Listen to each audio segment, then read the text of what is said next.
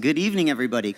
My name is Adam Schuster, and I am the chair this year of the MIT Enterprise Forum of the Northwest, which is a global organization of 25 chapters around the world, each with a mission supported by the Massachusetts Institute of Technology to inform, connect, and prepare the entrepreneurs and technologists for the future.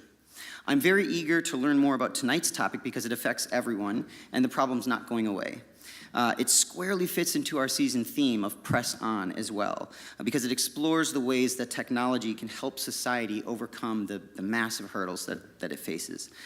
Very quickly, I just wanted to thank our sponsors. We definitely, these programs wouldn't be possible without the sponsors. And we have great sponsors from Artifact Group, MIT Club of Puget Sound Video in the back, doing all the great recording, and Free Lot Computing. So thank you, sponsors. And I also wanted to let you guys know about our next few events. Right in line with that theme of Press On, we're going to be exploring blockchain.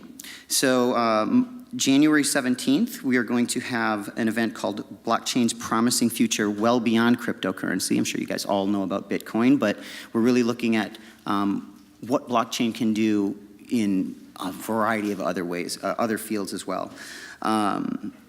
Probably one of our most popular events is going to be in March 21st. We have AI, automation, and the workforce of tomorrow. And our final event for this season will be May 16th, and that is the Human-Machine Interfaces and the Future of Interaction. So please come to those events, sign up online if you haven't already. And if you're interested in joining as a volunteer, we have lots and lots of opportunities for you. So please come see me or anybody who's raising their hand right now. Paul, Vicky, perfect, awesome. We'd love to have you involved. And without further ado, I'll just toss it over to Heather and let her introduce our great speakers.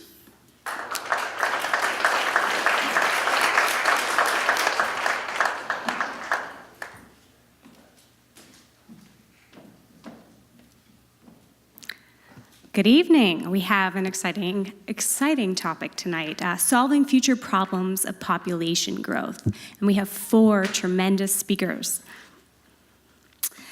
So the evening will begin with 4 panelists, each giving a presentation that'll be roughly 20 minutes. And from there, we'll go into a panel discussion where we will encourage you all to ask your questions.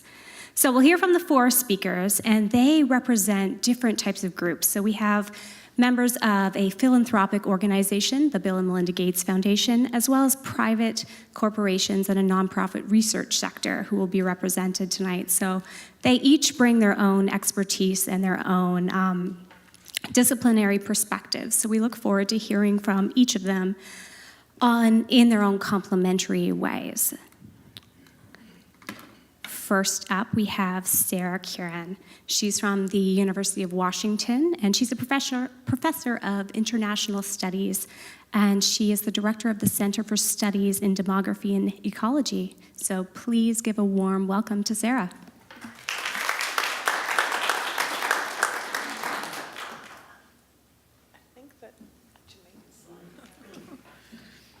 Well, thank you. Thank you to MIT Enterprise Forum for the invitation, and I'm really looking forward to sharing the stage with my fellow panelists.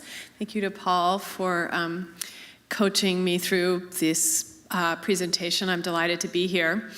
I have the fun task of setting up the next 3 talks, and so I'm going to run through them relatively quickly. I am a demographer by training, a sociologist, and I'm going to talk to you about population dynamics. This is the general overview.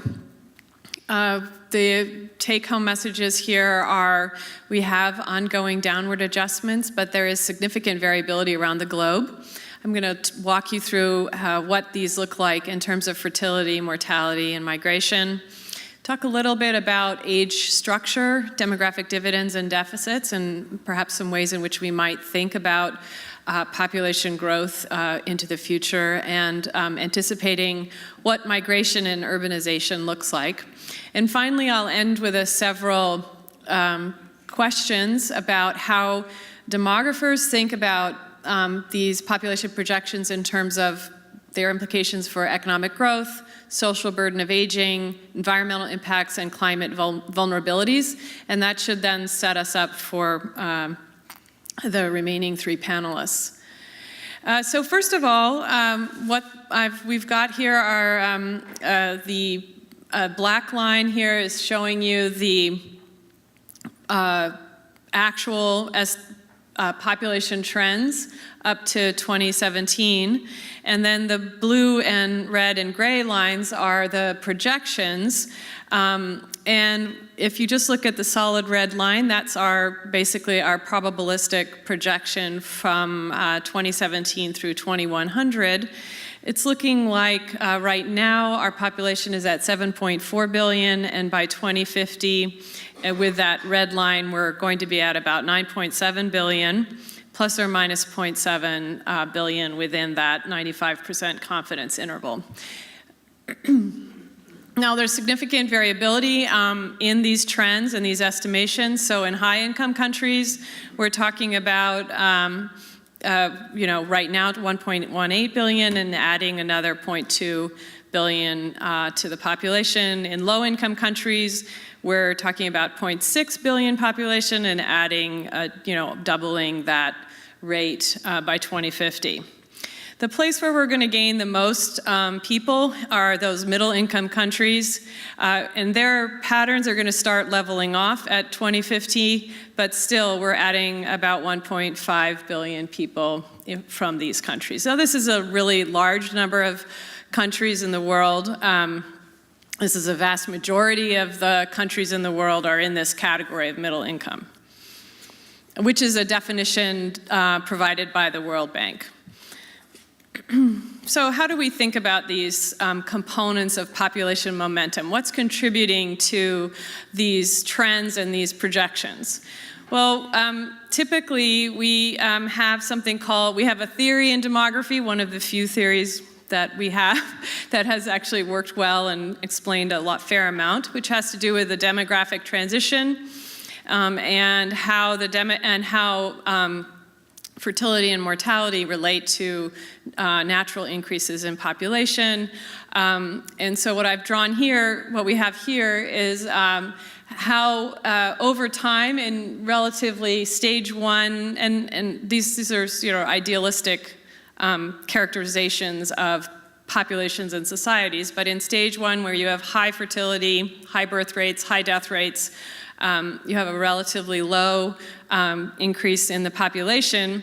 Stage two, generally as your death rate falls, and you still have a relatively high birth rate, the birth rate tends to lag the death rate fall.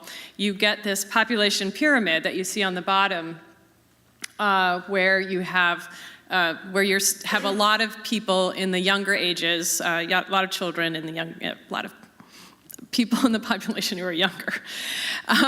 As you move, as your birth rate starts to fall and your death rate sort of starts to level off a bit, the base of your pyramid shrinks, starts to shrink and turn in. And then by stage four, we have this sort of cone or relatively stable population, stage 4 and 5. Okay, so what does life expectancy look like in terms of projections? This is the average number of years of life expected by a hypothetical cohort of individuals who would be subject during all their lives to some set of mortality rates at a given period. And usually it's expressed in years. So what I'm going to do is I'm going to show you a set of actual rates of life expectancy, and then a set of projections as we move out in time. The blue color, so the range here is when it's red, or redder color is longer life expectancy, and at higher numbers of years at life expectancy at birth. So the very red is 95 years or older. And in the very dark blue is less than 30 years.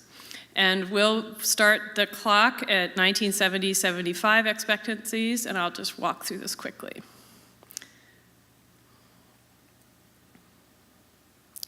So now we're at basically our period of time.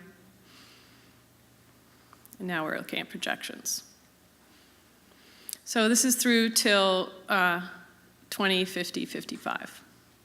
So things are dropping. They're dropping in the places that you would expect them to be dropping, life expectancy gains. Mortality is dropping. Life expectancy gains are growing, the places you would expect. The next set of slides look at total fertility rate. This is the number of children who would be born per woman. And if she were to pass through the childbearing years, bearing children according to a current schedule of age-specific fertility rates. Generally, we have a kind of a demographic rule of thumb around replacement fertility that is at about 2. So if everything else is constant and stable, this is we would be replacing our population. So you have to kind of switch your mind around here. So the red here is 8 or over children live births per woman, and the blue is less than 1.5. So we're talking at those very dark blue is below replacement fertility up in the northern climes up there. So we're going to do the same thing we did last time, work through the projections. These are the actual rates of fertility. And now we're going through projections of fertility decline.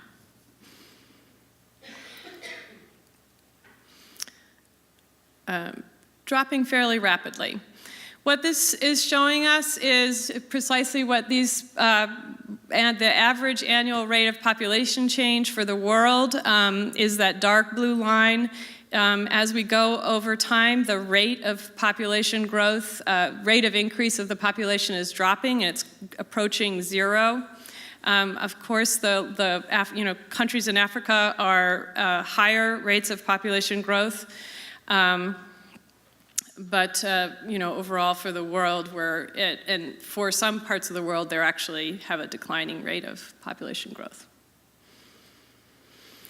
Now, one of the things to think about is where is this growth happening? And it's expected that half of the world's population growth will be concentrated in just 9 countries: India, Nigeria, Democratic Republic of the Congo, Pakistan, Ethiopia, the United Republic of Tanzania, and the US, Uganda, and Indonesia, ordered by their levels of contribution to that total growth. So let's look a little bit at these pyramids. I just show you a few of them to give you a sense. One of the ideas that often animates demographers is, do we have a dividend or a deficit, and what are the implications of dividends and deficits? And I'll talk about that at the end of my presentation.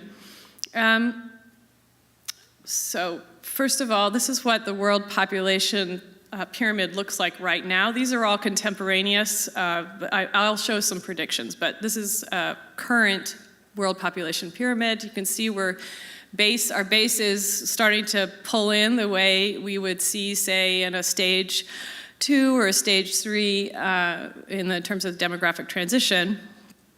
And in case I'm sure everybody's familiar with these, but these are ranked from bottom to top by age and then by the percentage of the population. Here's the United States population projection. I would say we're moving from a dividend to a stable from 1950, 2017 to 2050. When these dotted lines along the edge here indicate surplus, population surplus, so we have sort of a little bit of male population surplus at the younger ages. Here is China's population structure. You can see how important that one-child family policy was and how that has contributed to a very stark pulled-in base for the population pyramid in the 2017, and you can see the aging structure of that population as it moves up to 2050. This is the biggest challenge that the Chinese government is currently struggling to address. You can also see the male surplus population on the left, at those younger ages. Japan similarly has moved through a period in the 2017 pyramid. We would talk about this as a demographic dividend in 2017, where they've got a lot of working age people, a few people at the younger ages and a few people at the older, and now moving to a deficit situation by 2050. India's population, again, you can see in the 2017 graph, you've got this male surplus population at the younger ages. They have fairly high levels of selective abortion rates and some issues around gender inequality that contribute to that. Nigeria, the classic pyramid, relatively small population, at the middle of the last century, and now we're moving rapidly towards a classic high, fast-growing population. We don't have a lot of good projections around age, but I'll show you current distribution across the world in terms of this age distribution. I think it's important to keep this in mind. So the orange color are very young, 0 to 14. The blue is 15 to 24. The green is the 25 to 59. This is our working age population that generally is seen to contribute to economic well-being and to support the elderly and the youth. And then the 60-plus population of older people. Here we're seeing for the world at the very top, and then ranked alphabetically countries, regions, Africa, Asia, Europe.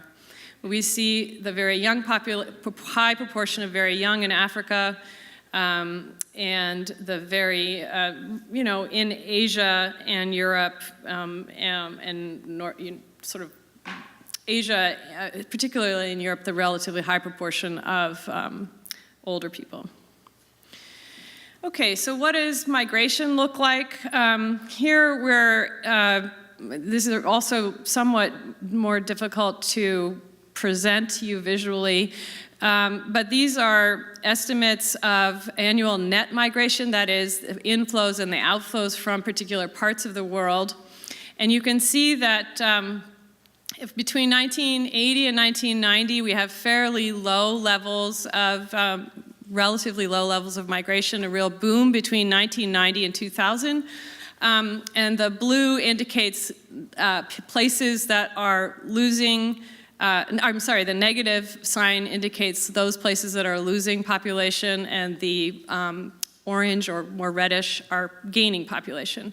So what we see here is that Asia, Latin America, and Africa are actually net losers of population, and Oceania, North America, and Europe are net gainers of population, migrants. Okay, what does urbanization look like? Not surprisingly, as we might suspect, the world is becoming more urban and is going to become even more urban by 2050. It's expected to increase by more than 2/3 by 2050, and the world's urban population is now close to 3.9 and expected to reach 6.3 billion by 2050. How does this look around the world? As you can imagine, some parts of the world are more urban than others, Europe, North America, but certainly even fairly high levels of urbanization in Latin America and the Caribbean, lower levels of urbanization in Africa and Asia. But nearly 90% of the increase in urban populations is going to be, the contribution is going to come from Africa and Asia.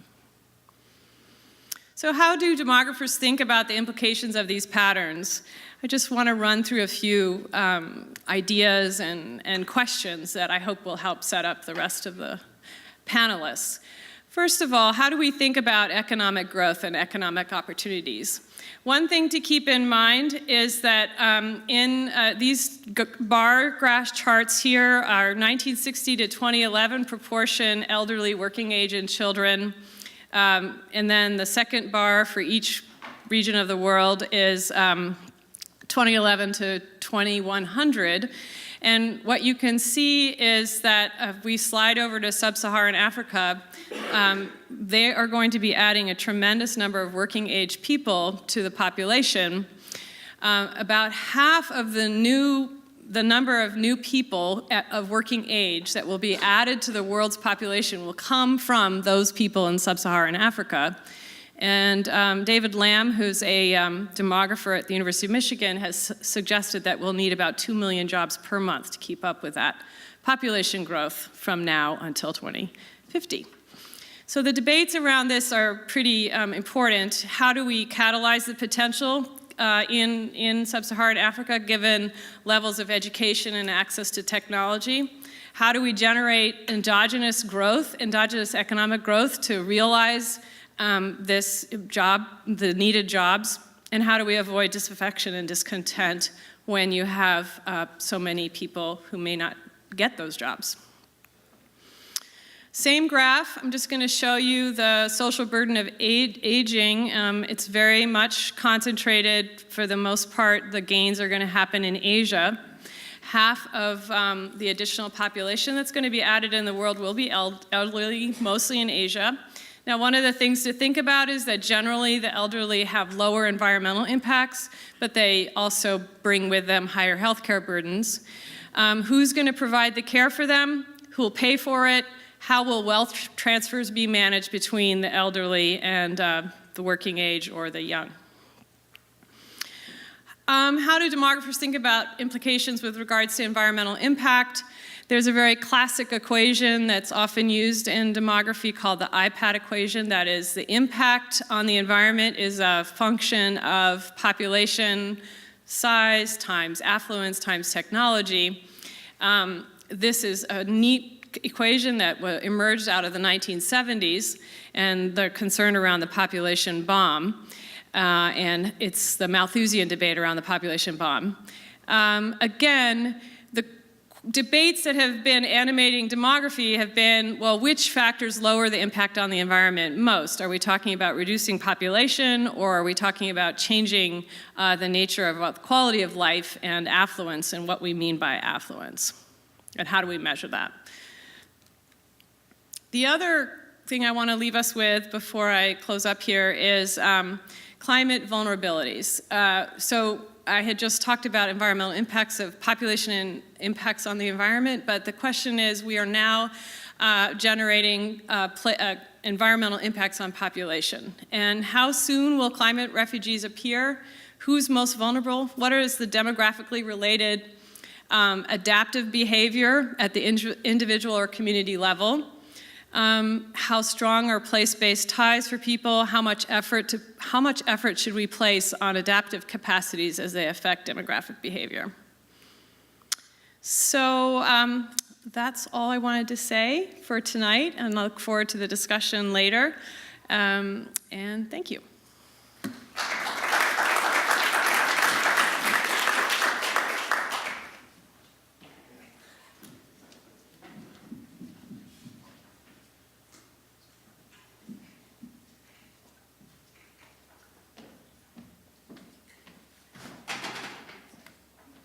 Our next speaker is Jamaica Corker. Jamaica is a program officer for data and evaluation at the Gates Foundation.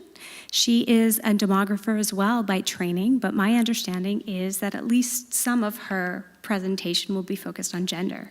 Please welcome Jamaica.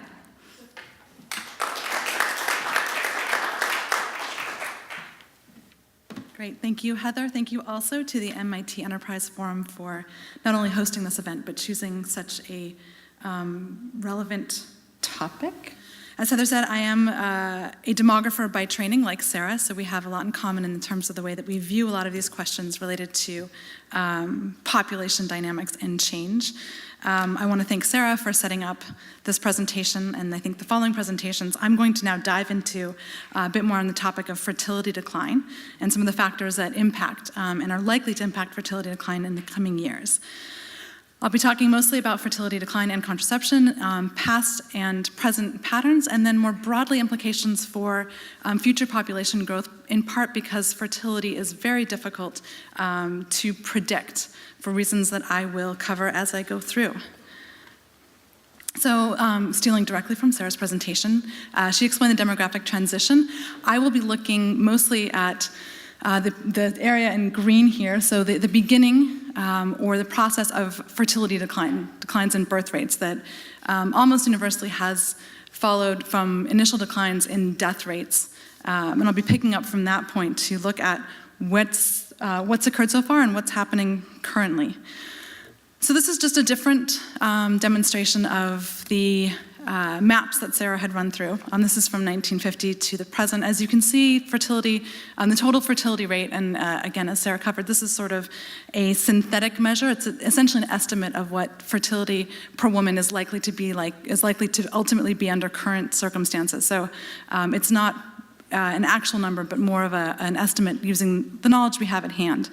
In any case, what we can see here is that world fertility has declined substantially since 1950, and it hovers just above replacement level, so just above 2 children per woman in most regions of the world, with, of course, the exception of sub-Saharan Africa, where fertility, having declined substantially, is still high at almost 5 children per woman. So throughout my presentation, I will end up focusing quite a bit on Africa because, of course, it's where fertility has declined slower, and where much, as Sarah had pointed out, much of the population growth in the coming years is likely to occur.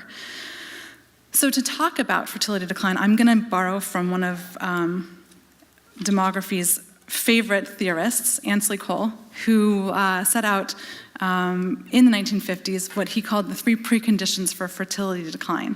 And the first of this is what he termed as the calculus of conscious choice for fertility control. And what he means by that is that couples or individuals have to have knowledge that this is possible. The second precondition is that lower fertility has to be seen as advantageous, and so that couples have to have essentially the desire for lower fertility.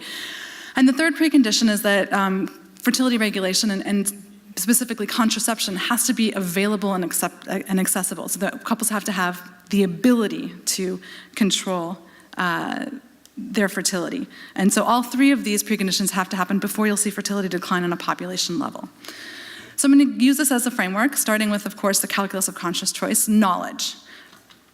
Knowledge of birth control, knowledge of contraception. Historically, and this is a generalization sort of across countries and time, going back through most of human history, for the most part, knowledge of effective forms of fertility control was unknown. Generally speaking, fertility was high because people didn't know how to reliably prevent pregnancy. There are some exceptions. A notable one is France. Beginning in the 1700s, there were, through natural fertility methods, and during the industrial period, we began to see a decline in fertility rates that sort of spread across the continent quite slowly, but was one of the first indications of deliberate fertility decline. Other practices that have been a form of fertility control have not been deliberate, so to speak. One of them is in many societies, women will return to the family's home after a birth. Although that's for the woman's health and for the child's health, it also helps space births in a less conscious way. And one of the best examples of this is West Africa, where breastfeeding tends to be about 2 years, and there's often a sexual taboo during that period, which prevents couples from having sex, which also spaces births on average about 2 to 3 years. And again, if you go back and ask the question of whether or not this is for spacing and for fertility control measures, people will say no, and yet they've had an impact at a population level. The last for knowledge is that what we call traditional methods or natural methods that are still widely used in many parts of the world were not traditional in the sense that they were used everywhere and among every society. There's certainly indications and documentation of these methods, but they weren't as prevalent as we may be led to believe by calling them or terming them these days as traditional.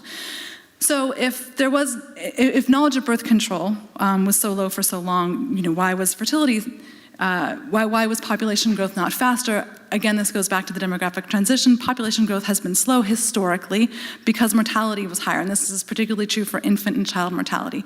So that's the sort of underlying explanation for why population growth has not been as fast as we might otherwise have expected historically.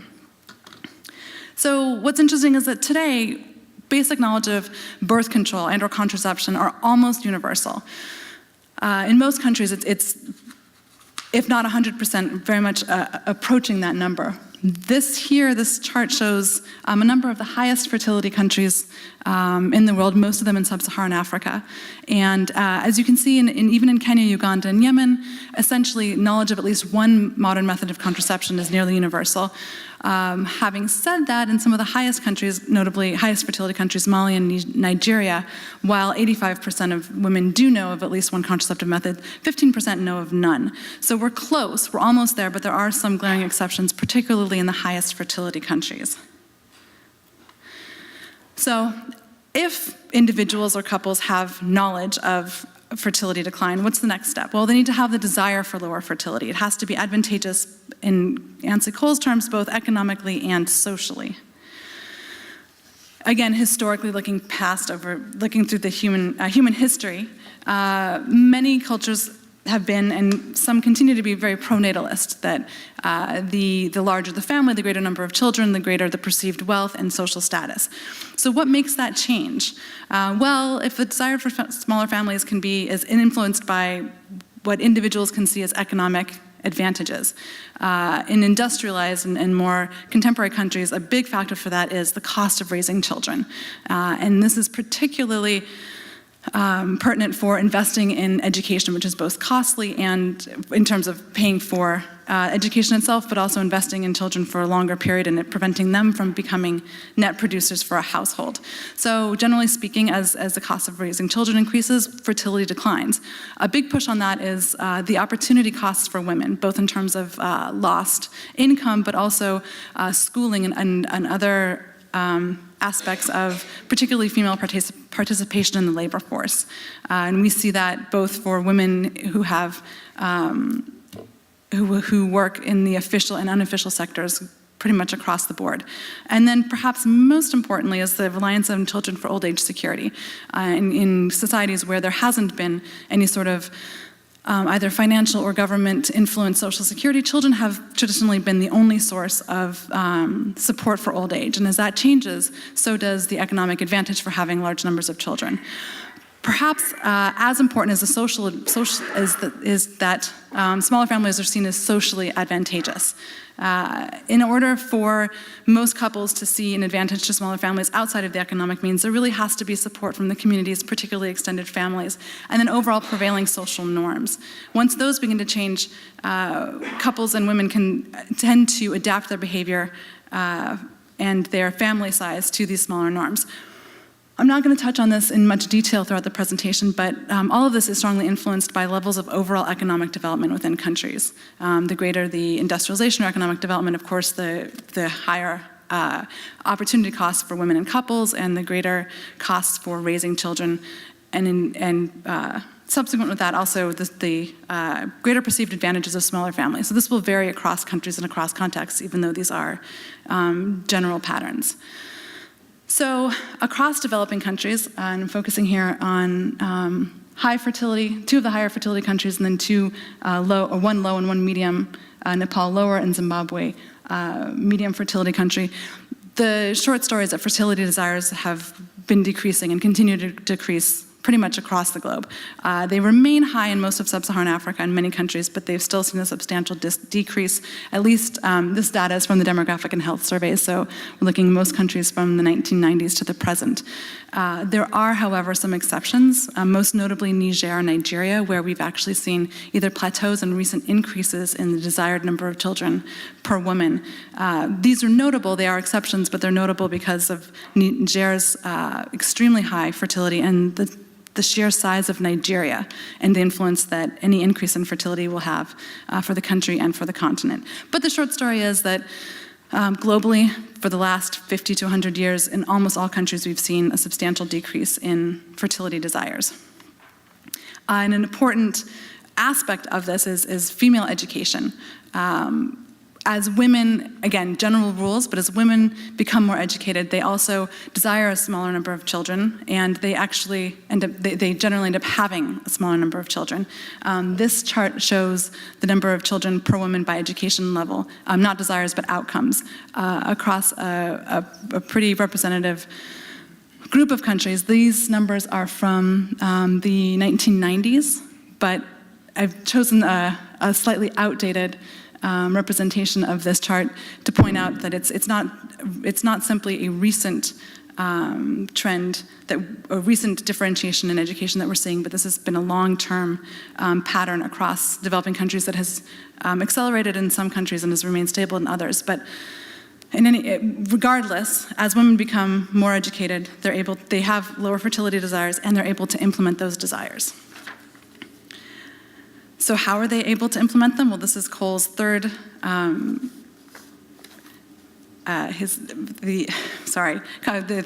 third precondition for fertility decline. The contraception has to be available and accessible. So why does contraception have to be accessible? Well, one of the strongest correlations for lower fertility is, of course, modern contraceptive use, the ability to use contraception to either space or limit births. Going back again to the global fertility patterns we see, of course, Africa stands out among all of the major world regions in terms of high fertility. Correspondingly, it also has the lowest contraceptive prevalence of any major world region. So what does this mean? Is it choice? Not necessarily. This translates in Africa and in most regions with most areas of lower contraceptive use to a substantial proportion of unmet need. Unmet need is a measure of a proportion of women who do not want to become pregnant, either for spacing or for limiting their childbearing, but are not using contraception, and in some cases modern contraception if we divide traditional and modern. The Guttmacher Institute has estimated that currently 214 million women in developing regions have an unmet need for contraception. And this, it's worth noting that this measure is usually based on a 2-year desire to prevent pregnancy in cases where women don't want to limit childbearing. But you see that in sub-Saharan Africa, almost 1 in 4 women of reproductive age currently have an unmet need for family planning. So what does this translate into? Well, it translates into a lot of unintended pregnancies. The map shows the highest proportion of unintended pregnancies is, again, concentrated in sub-Saharan Africa. What unintended pregnancies are both mistimed, so women or couples who would have had pregnancies, who would have chosen to become pregnant but at a later time, but it also includes unwanted pregnancies among those who did not want to have any more children but have become pregnant because of a lack of access to contraception. Guttmacher has also estimated that, at least for 2012, meeting the unmet need among all women in developing countries specifically would prevent 54 million unintended pregnancies and 21 million unplanned births, also preventing almost 80,000 maternal deaths and over 1 million infant deaths. Again, women's education plays an important factor in contraceptive use and the ability to use contraception. Higher education's long been associated with higher levels of contraceptive use, and this is pretty standard across countries regardless of overall contraceptive use levels. DR Congo, Mali, and Tanzania all have fairly high fertility and relatively low contraceptive use. Tanzania, of course, standing out much higher levels than the other 2 countries, but you see that regardless of the overall level, that gradient across education remains and is much like with fertility desires and fertility outcomes, is a pretty universal pattern. It's worth noting that this gradient is similar for other indicators, and mostly wealth. However, when education is generally more strongly and more specifically correlated with contraceptive use. When you control for wealth, education remains an important factor where the inverse is not necessarily true. So what about women's empowerment? Well, this is sort of a new dimension, empowerment and autonomy, that have also been identified more recently as important indicators of contraceptive use. Empowerment is a somewhat tricky dimension to defined, and the definition often varies and is often sort of a composite measure. In the demographic and health surveys, which is where we get most of our data for fertility from developing countries, it often involves household decision-making power, and that includes health decisions, both for the woman herself and for children, a woman's attitude towards domestic violence, sources of information, both specifically to family planning and in general. And this definition can vary across studies and across surveys, which makes it a little harder to pinpoint. Some recent studies have found or have concluded that empowerment is actually a more important determinant of contraceptive use than is education. There's a rich literature that says perhaps it's the opposite, but this is up for debate and will depend a lot on how we both measure empowerment and how we are able to identify to what degree and in what ways it has a direct bearing on contraceptive use. Having said that, education is still a commonly used proxy, both for empowerment and socioeconomic status, in large part because it's highly correlated with both, but also because it's an indicator that's almost always included in surveys and data collection, one that we still continue to use, both in terms of measuring education in and of itself, but also as a broader proxy. And that's exactly what I do here. I wanted to point out that education is associated with fertility and family planning outcomes, not just at an individual level within countries, but also at a country or population level. We compare Kenya, whose median years of schooling for women is 7.2, with Mali, which is below 2.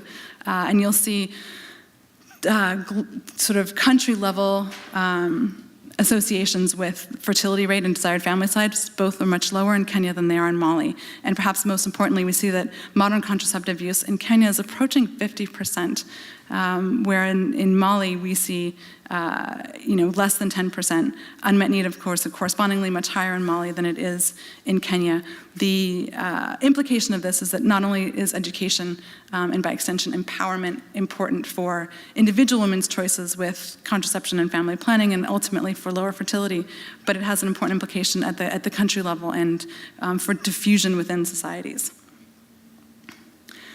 I want to touch briefly on the other end of the spectrum. This has less direct bearing on population growth, future prospects for population growth, largely because the European countries currently make up a smaller proportion of global population, but also, as you can see, because current TFR, current fertility rates in most European countries, and this is a select set, is below below replacement.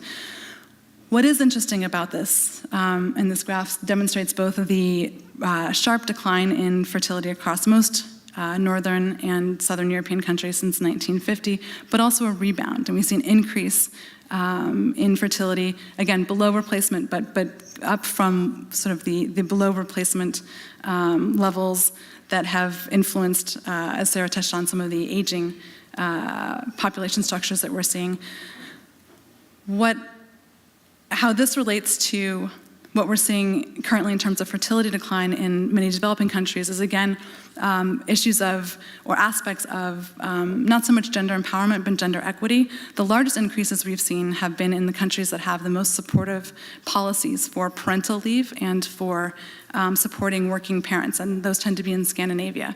And we see the influence of gender empowerment and to some degree autonomy, both for fertility decline as it matches women's fertility desires for lower fertility, but likewise for increases in fertility where desired fertility is higher than actual outputs.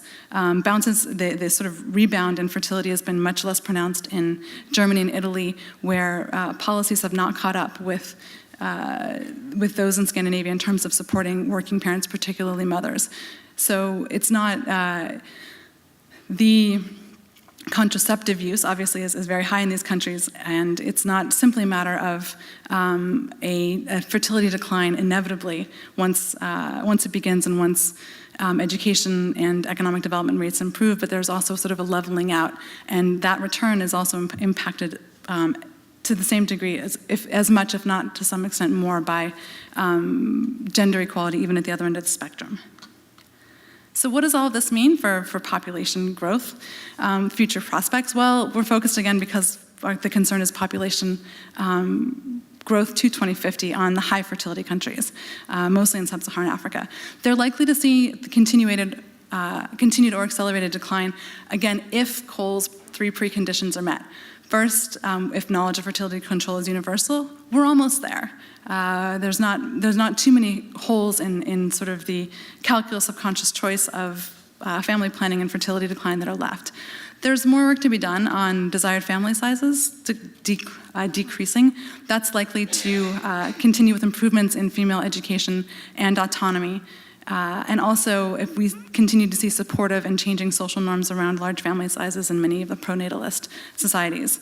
Where we're following the shortest in all these aspects is increased access to contraception. In order to meet the unmet need of over 200 million women throughout the developing world, we'll need an increase in family planning programs, both in terms of funding and expansion. And I want to underline here again, this is voluntary and informed family planning. This is just meeting the needs of women and couples who wish to either postpone or prevent future pregnancies, but simply don't have the means to do so. And both of these will require continued improvements, or will depend on continued improvements in women's education and empowerment to influence lower fertility desires that then can be acted upon through voluntary family planning. So, in short, and to sum up, future global fertility decline is and will be influenced by both improved access to family planning and contraception and increases in female education and empowerment. Continued improvements in women education and empowerment will influence fertility desires and outcomes by increasing the likelihood of women being able to access and use modern contraception. Likewise, increasing support for family planning programs is crucial. We need to address the unmet need that exists and is likely to grow in absolute numbers with continued population growth. And by doing that, ensuring that all women have access to safe and reliable contraception. That in turn is going to have a substantial impact on future fertility rates and population growth. So the main takeaway is that women's education and access to contraception are really a win-win situation, both for the individuals involved, but also for those of us who are concerned with increased and continued population growth. And I will leave it at that. Thank you very much.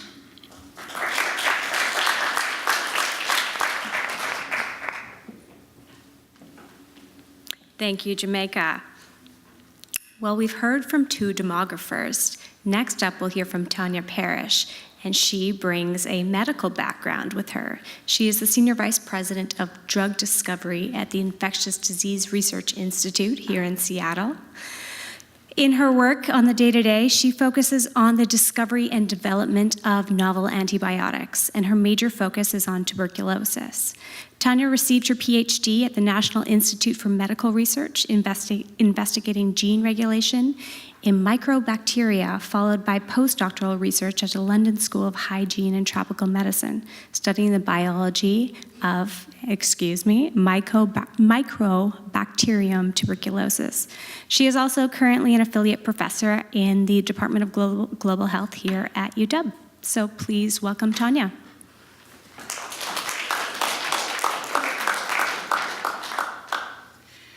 I'd also like to thank the organisers for inviting me to this very interesting evening. As been noted, I'm probably going to change topic a little bit because what I want to focus on is,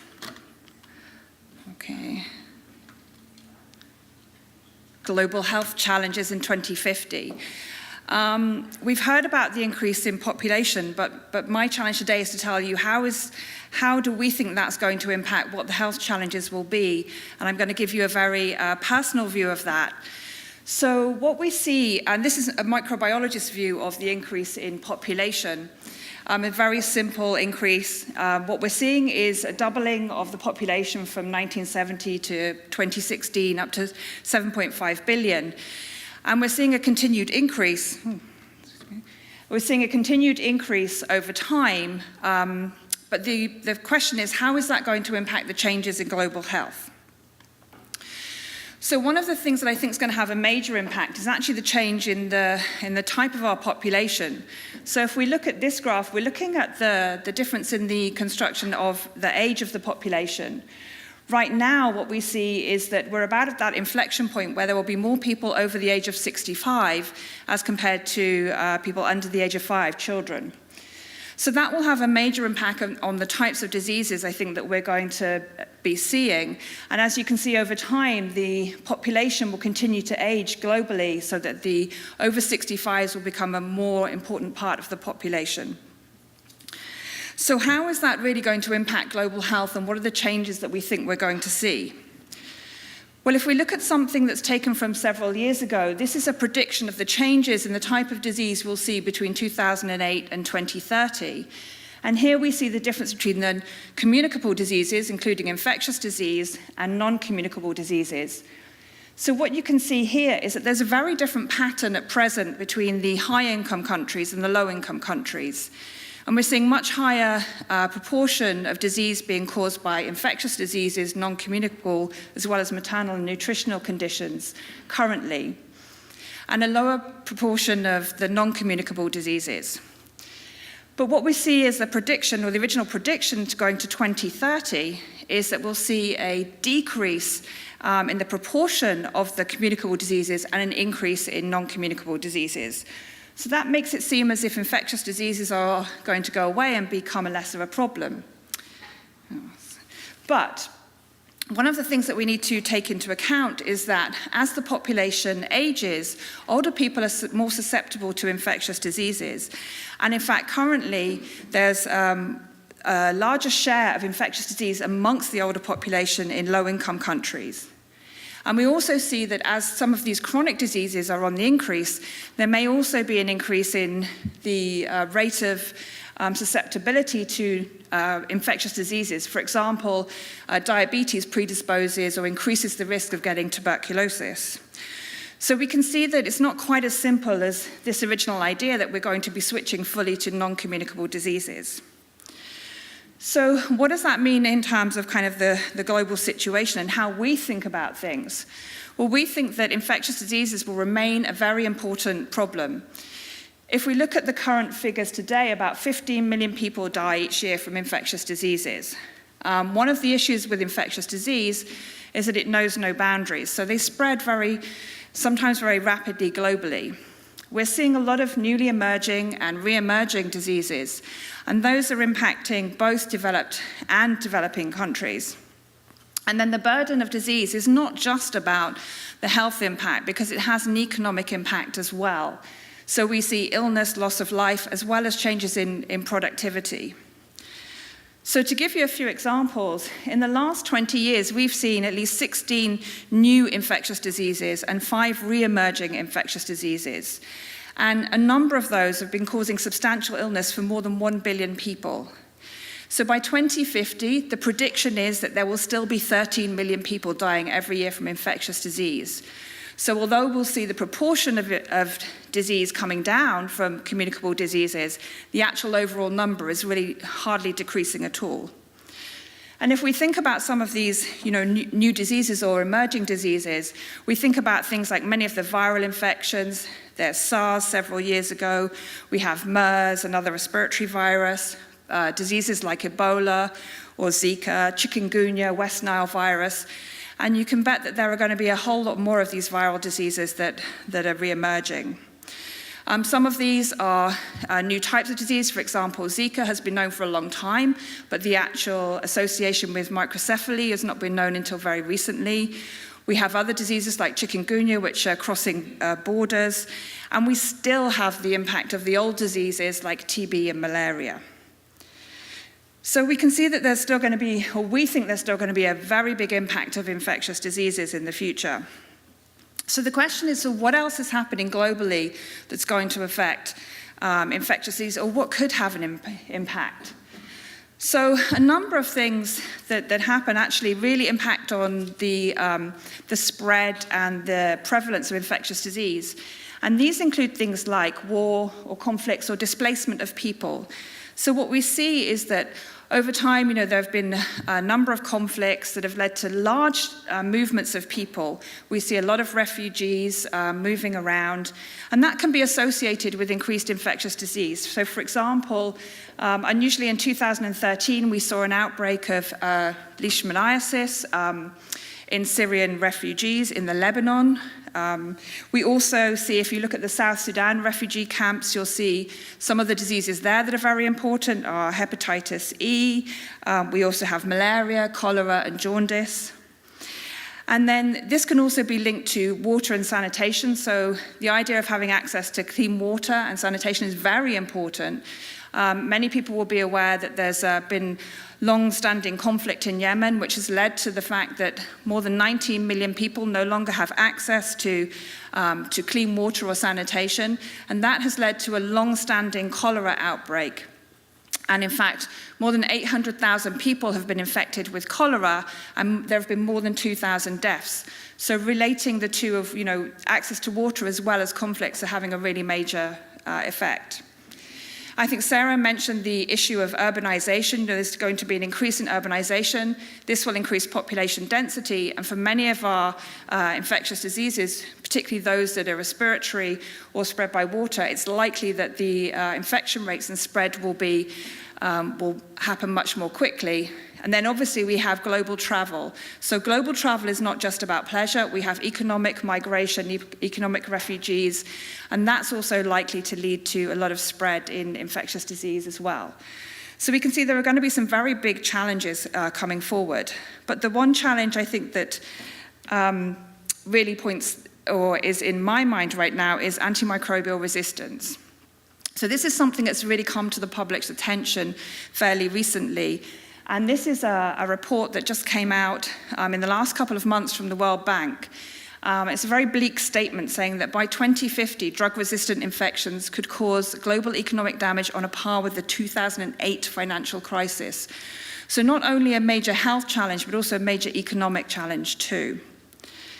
And then it's not just the World Bank. Everywhere you look, you will start to see stories about antimicrobial resistance, the rise of drug-resistant infections, the risk of global pandemics, and antibiotic resistance among bacteria being high all over the world. So what does that mean in terms of the changes in health? So if we look at the deaths attributable to antimicrobial resistance, this is painting quite a bleak picture for us.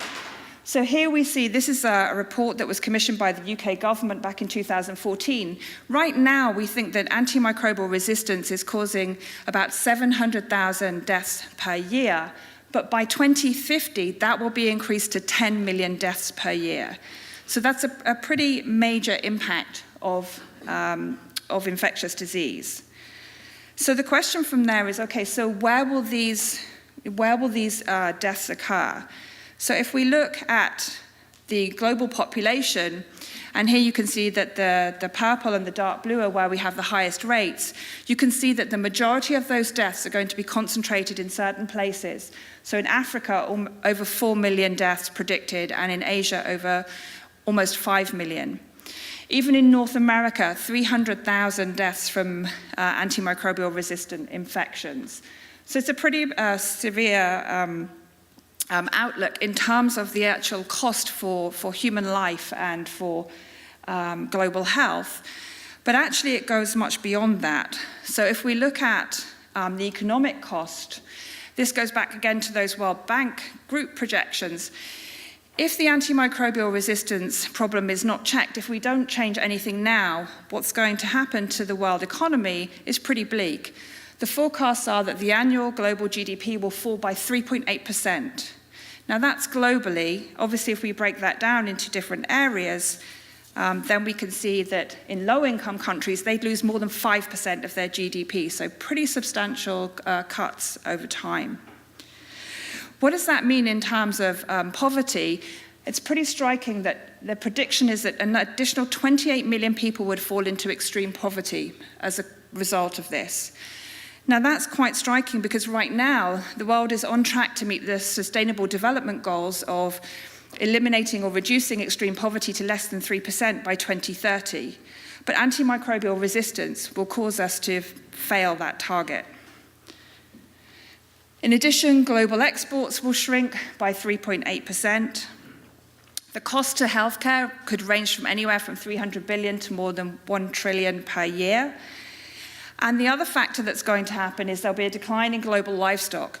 Many of these infections don't just infect humans, they infect animals too. There's an increasing realization in terms of the idea of One Health, that we have to look at both animal disease and human disease at the same time. So all of these things taken together will mean that livestock production goes down as well. Now, this might sound quite bleak, But it sounds even bleaker when I point out that these projections only take into account the economic cost of 3 of the major bacterial infections and HIV, TB, and malaria. It does not include all of the other antimicrobial resistant infections. And aside from that, there's one other thing that might happen. So, this very bleak statement, again from the report commissioned in the UK, was the secondary health effects of AMR could mean a return to the dark age of medicine.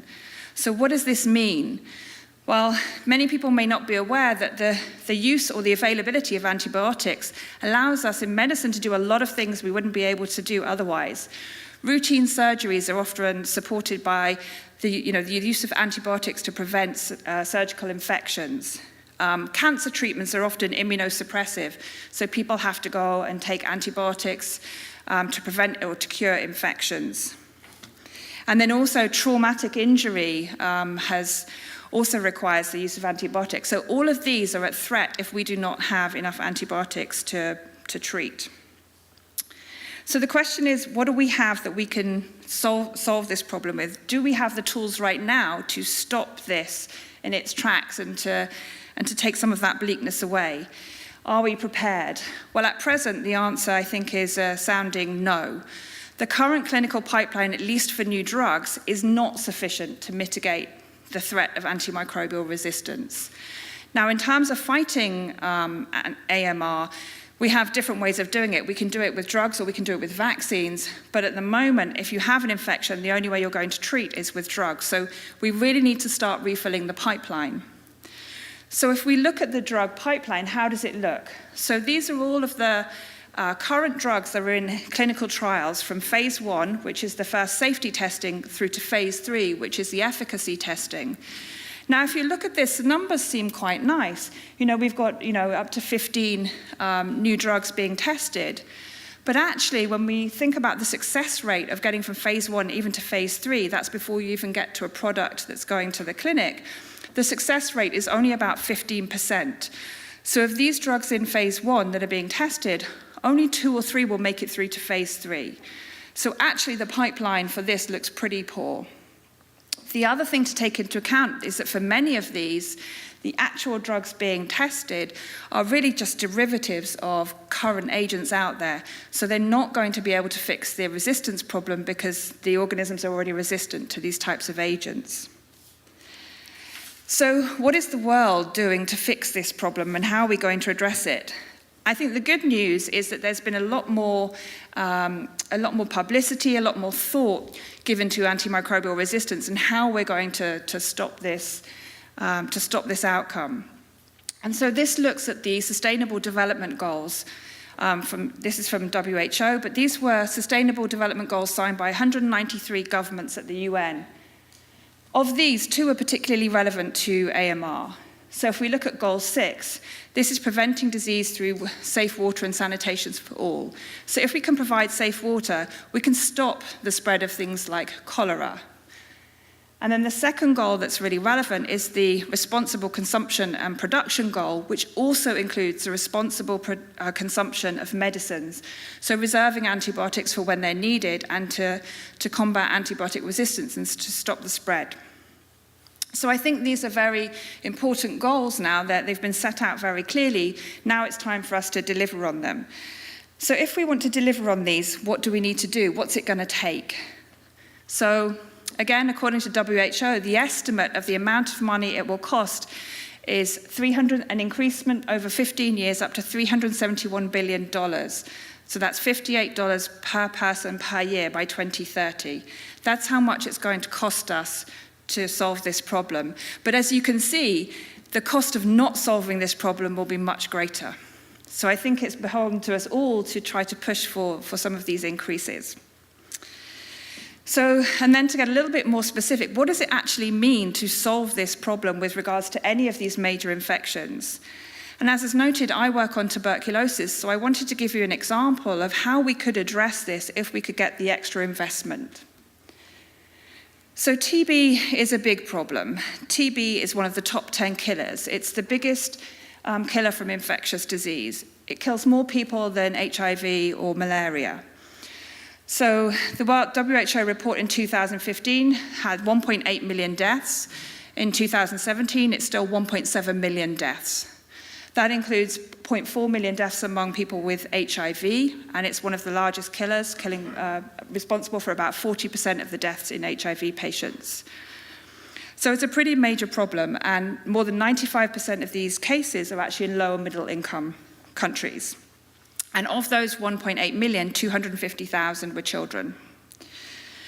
So why is TB considered one of the biggest problems in AMR? It's because we have a multi-drug resistant TB crisis. We don't have a good way of detecting MDR-TB, and we certainly don't treat it. So right now, it's still the case that we have over 500,000 cases of multi-drug resistant TB every year, and of those, only 1 in 5 actually get the correct treatment for what they need. So how are we going to fix this problem? Well, we estimate there's about a $2 billion gap in implementation and a gap of about $1 billion for TB research. So what would it look like if we could actually plug this gap? So here are the predictions currently for the number of cases of TB per year. So here we can see the red line shows you the current global trend. We're only reducing the number of new cases by 1.5% per year. One of the Sustainable Development Goals is to eliminate TB by 2030. You can see that line gets nowhere near that, even by 2035. So we need to make some changes. So what can we do? The first thing we can do is to invest in optimizing our current tools and the new tools that are currently emerging from the pipeline. We have 2 new drugs for MDR-TB. There are some clinical trials that are going on right now that might give us some hope for some new improved treatments. And if we can get universal health coverage for TB patients and social protection, that's going to accelerate the rate of decrease in TB. But that by itself will not get us to eliminate TB. So in fact, what we also need to do is to introduce new tools. So we need new drugs. We need new treatment regimens for active TB, for drug-resistant TB, for latent TB. We need new diagnostics so we can find the patients quickly. And eventually, and the only way that we're really going to eliminate is we need a new vaccine as well. So if we put all of those together, then hopefully by 2035, it's looking like we can get down to elimination of TB. So I hope that I've set out the scene for how the major challenges of what's going to happen, but suggestions on how we can put investment into making sure that we can eliminate at least one AMR disease. If you look at every other AMR infection, you see the same type of scenario, that by investing now, we can actually reduce the costs. And then finally, I just wanted to point out to my group at IDRI, who are one of the groups who are trying to fix these gaps by trying to find new drugs for TB. Thank you.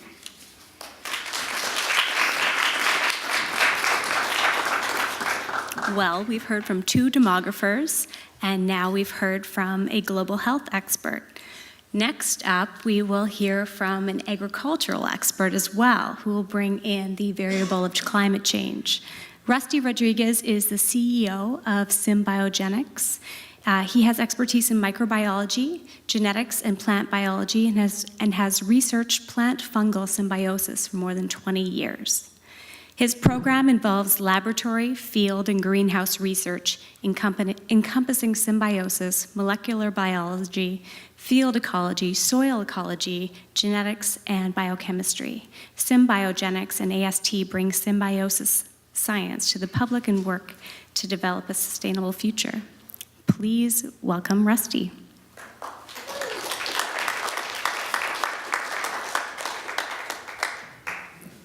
Okay, well, it's an honor to be here. Thank you for the invitation. It's a little intimidating to follow such 3 fantastic talks with great data in them. I'm going to switch gears completely and talk about the most important thing about 2050, and that's our ability to eat. And so I want to take you on a bit of a roller coaster ride on agriculture and food security. And we're going to start with where we are today. Well, let me ask the audience, how many plant species do you think sustains the human population on Earth? Just yell out some numbers. 15? 45.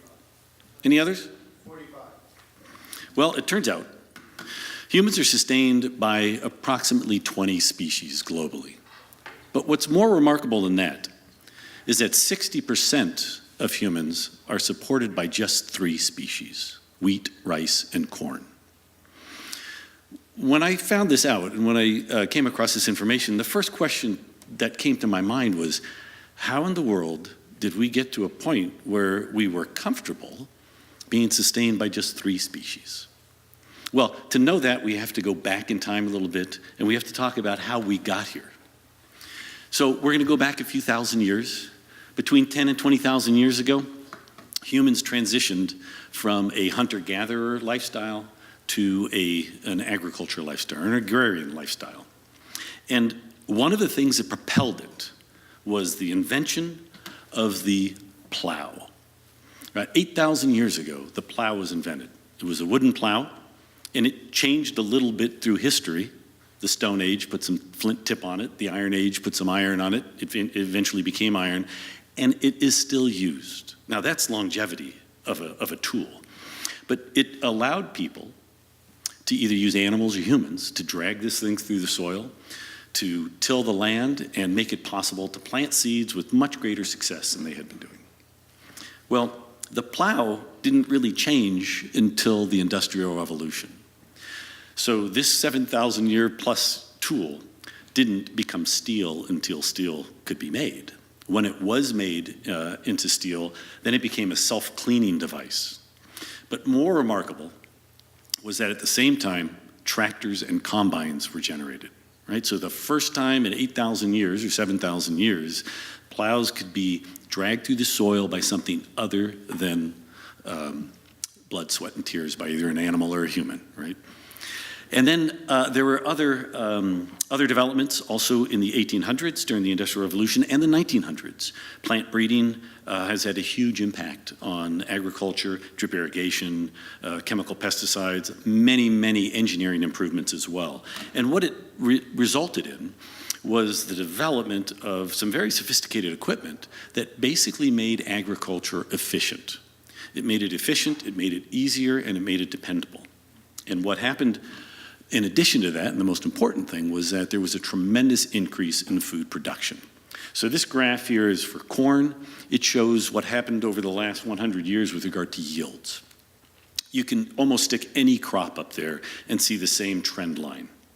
So there's a huge increase that's happened over the last 100 years just as a result of really the Industrial Revolution and the developments that came from that. There have also been some consequences to these things as well, but be that as it may, we'll continue on the timeline.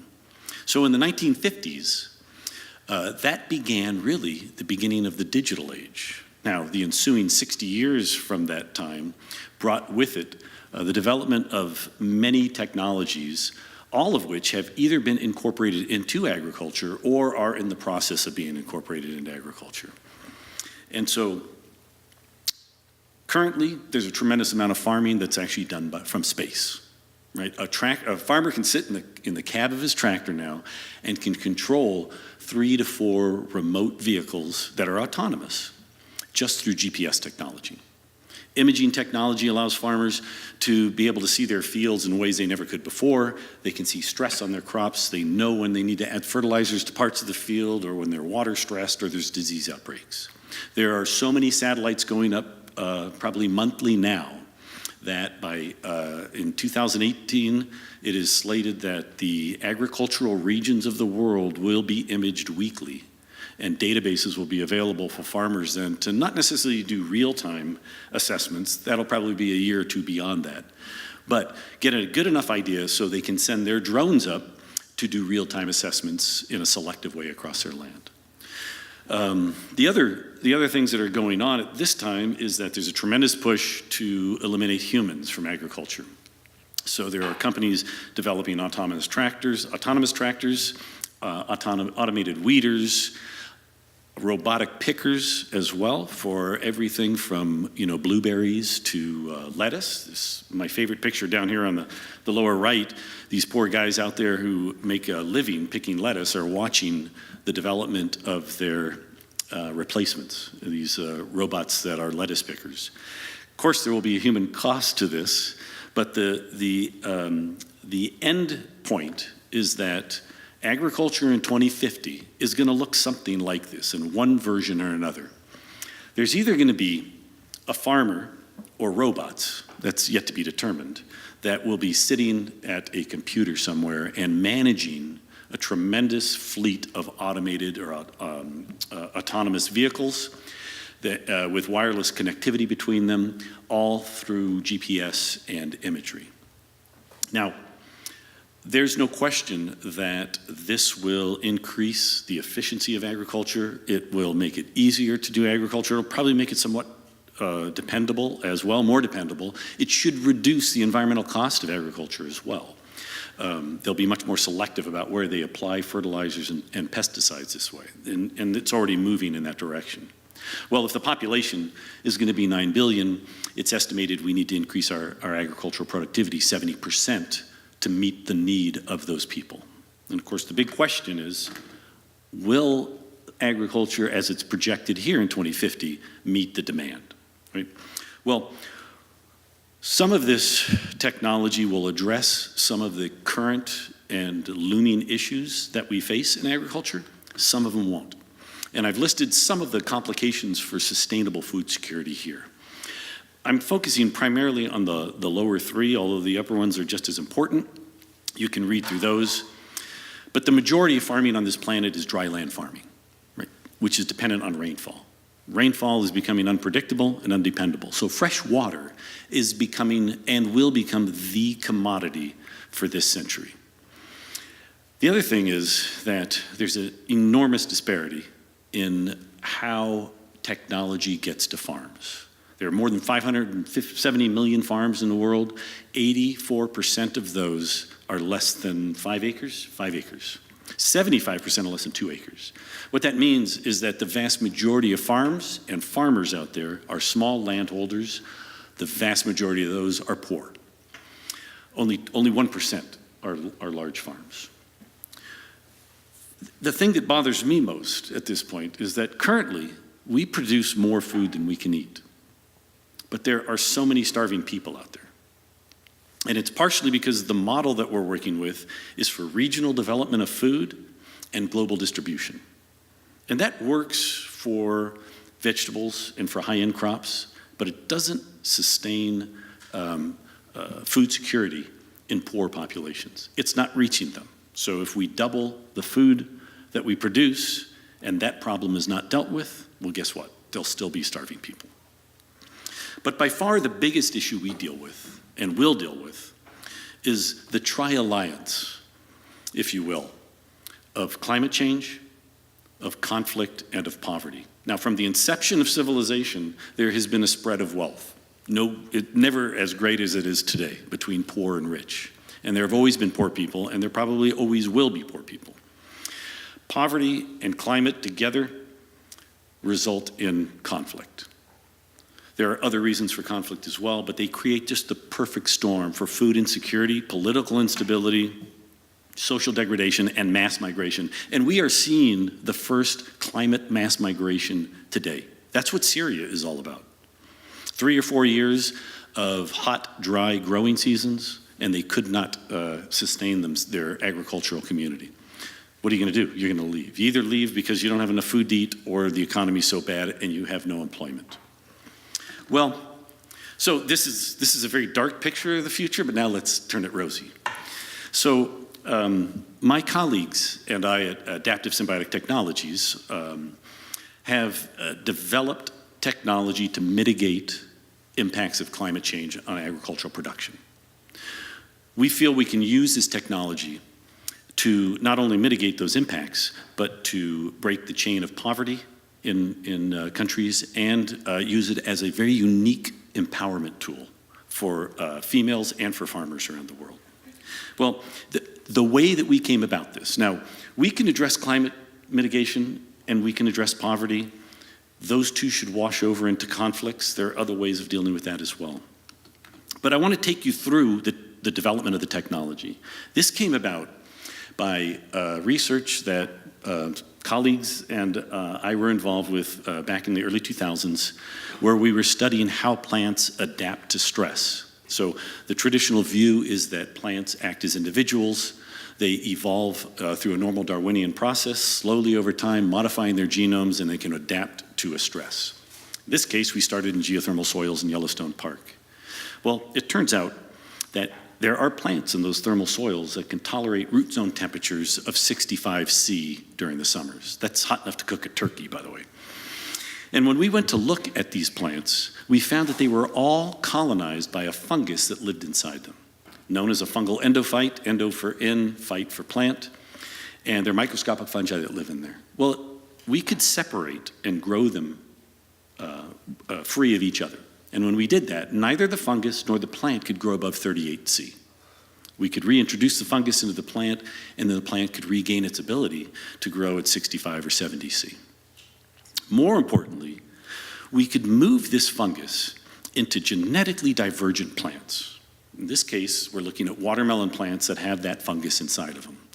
On the right are the watermelon plants with the fungus, the left without, grown over a temperature gradient. You can see the watermelon plants without the fungus could grow to 38 C, just like the plant out of Yellowstone did.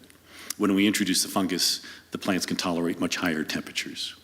This was the first example that the plants were not adapting themselves to the stress. Right? Neither the fungus nor the plant were tolerant. It was a symbiosis that was established between these organisms, and the communication of that symbiosis allowed those plants to thrive in these high-stress environments. Well, based on these observations and observations we made in many other habitats with different types of stresses, we initiated the development of products that might be useful in agriculture to mitigate the impacts of climate change.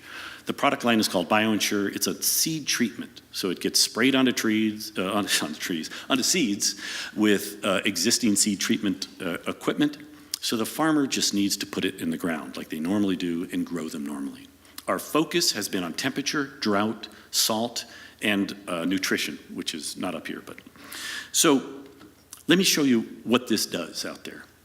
I'm just going to show you a couple of data slides examples and move on from that. But this is an example of BioEnsure treated corn that is grown over a stress gradient. Now, this stress gradient involves many locations from India and the US. And each of these bars represents the yield difference, the percent yield difference between the BioEnsure treated crop and the untreated controls. So all of the field trials are comparative between treated and untreated plants. And basically what we see is that as stress goes up, so too does the yield.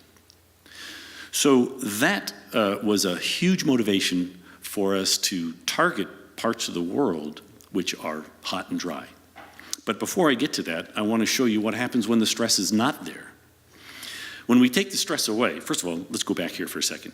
When the stress is there, we can see that there's pretty significant yield increases, 29% on average with the corn, 100% win rate, we say, so how many trials go out there, how many achieve above a certain percentage of yield. We're looking at 100% rate with very high yield increases. In agriculture, a 2% yield increase is considered incredibly significant. This is considered unbelievable. So when we take the stress away and we look at what happens under lower stress conditions, well, what we see is that average decreases pretty significantly. And so too does the win rate, to about 70%. But there's still a benefit.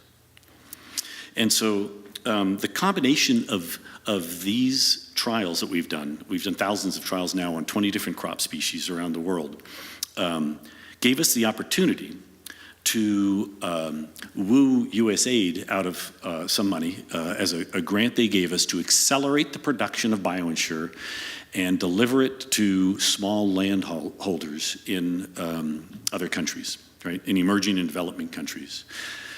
What we ended up doing was going to one of the hottest, driest regions of India, in Rajasthan, and we began working with a number of farmers there. I show these videos just to show you what farming is like there. The harvest is done by hand. The manipulation of the crop is done by hand. They do rent tractors to till and to plant, but everything else is done by hand, the weeding, everything. And the whole family gets involved in it. In India, like many places, The farmers grow for 5 reasons. First of all, sustenance. These are poor farmers. These are people who live on less than $5 a day. Their only source of protein is milk that they get from their animals that they raise. So fodder is just as important as the sustenance they get out of their crop. They also grow their crops to have carryover seed for future plantings, because it turns out that buying market seed is too expensive for them. It's about 8 times the price of their carryover seed. Whatever's left over, they try to sell, and if they can sell enough, they can capture family stability. They don't necessarily have to send off their children to work in cities to funnel money back to them. Well, we saw the BioInsure technology as a beautiful tool to empower both farmers and females, and with increased yields, have the potential for breaking this chain of poverty. Now, to empower farmers, it's pretty easy. You just have to make the technology available to them, and it has to be affordable to them. So for the last 2 years, AST staff has been going over to remote villages in Rajasthan, treating seeds for farmers. The first year we treated 1,200 kilograms of seeds for 100 farmers. This year we treated 6,000 kilograms for 300 farmers. And we've been targeting, we do about 5 different species, but these are their staple crops, pearl millet and mung bean. And the yield increases that we've seen there have been fantastic. Almost 60% in mung bean, 29% in pearl millet. And these are under very, very stressful conditions. It's hot, it's dry, and the farmers did many comparisons on their own. They wanted to know if they put our treated stuff in their low fertility soils, how it compared to untreated stuff in high fertility soils. They compared market seed that was untreated with treated carryover seed. In every scenario, the BioInsure treated carryover seeds performed at least as well as either the market seed or the high fertility soils. And so it worked out fantastically for them. And then we just simply worked with them to come up with a pricing structure for it. The first year, it was all for free for them. The second year, they all purchased it. So the pricing structure obviously worked. Now, as far as female empowerment goes, this product is very unique because it has to be put on seeds. It's a liquid formulation, and you can see the extreme sophisticated equipment we use, which is basically a drum that we turn around and have seeds in it, and a sprayer. And so we designed these seed treaters for India because they are very inexpensive. And then we took 2 of our female AFST staff over there so they could work with the females to begin training them, looking for entrepreneurial women that can be seed treaters to make more money for their families. Surprisingly for us, at least for me, the females were very receptive to it. The training program, as you can see here, worked out very well. And so we continue to move forward with this. So I want to finish just with a couple of thoughts. There's a saying that what once was, always shall be. It's poverty, climate problems, it's conflict. They've existed throughout time. Since the inception of civilization. Do they have to? No, I don't think so. Right. If we can reach these small landholders with technology that will make a difference to them, they're not going to buy robots, right? But climate mitigation technology for them, combined with drip irrigation, with organic fertilizers, can do way more than just take their yields up 60%. It can propel them out of this position they're in of poverty and constraint. The intended consequences of a program like this, it has to be a rapid and global program if it's going to work. We're looking at 2050, it's not that far off. But we have to make these changes or that's not going to come. But these are the intended consequences of them. They're all positive. This can be done. All we have to do at this point is make the decision to do it and act on it. So I thank you for your time, and I look forward to the questions.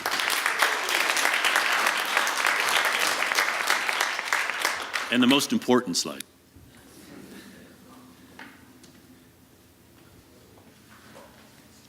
So at this time, we are going to switch gears. I'll ask the panelists to come back up on the stage, and we'll open the floor up for questions.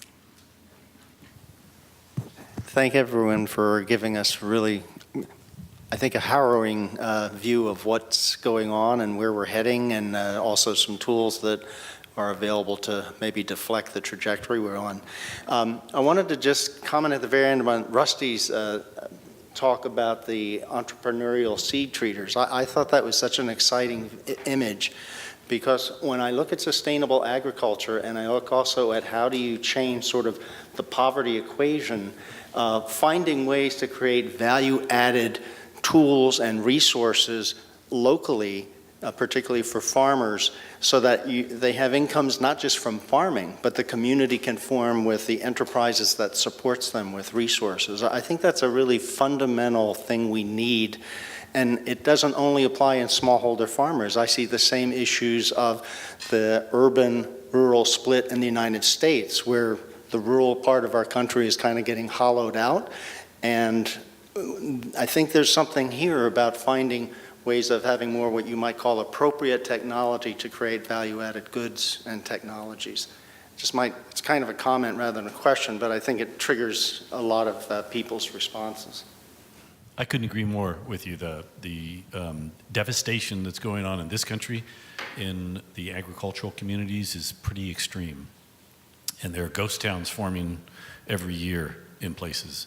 There are many, many communities that no longer even support schools.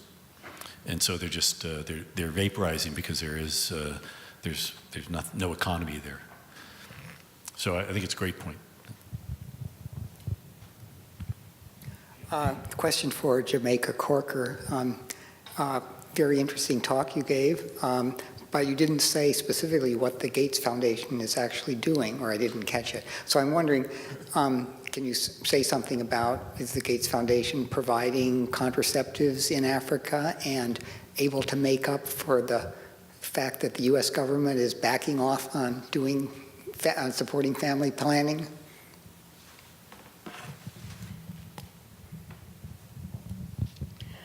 Sure. Well, and I'll say that the talk comes as, I think, for both Sarah and I, more from a sort of demographic overview perspective, but I can certainly speak to the Gates Foundation's work in family planning.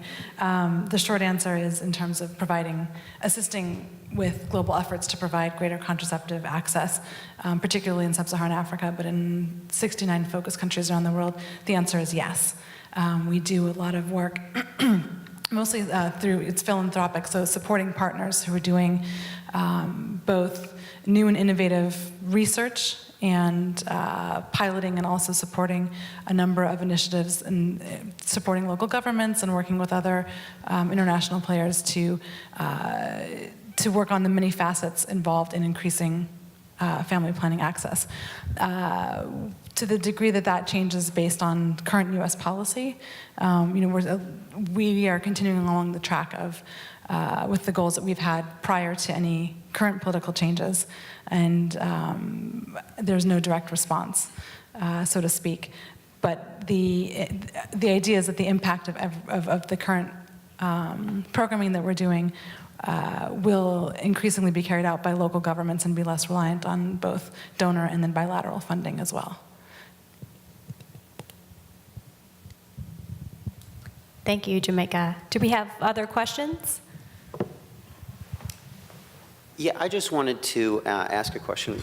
In Rusty's talk, you're talking about how, the farmers in poor countries are not going to buy robots. They're not going to have, flying drones flying around. That these investments in sort of smaller, more usable, practical things really go a long way.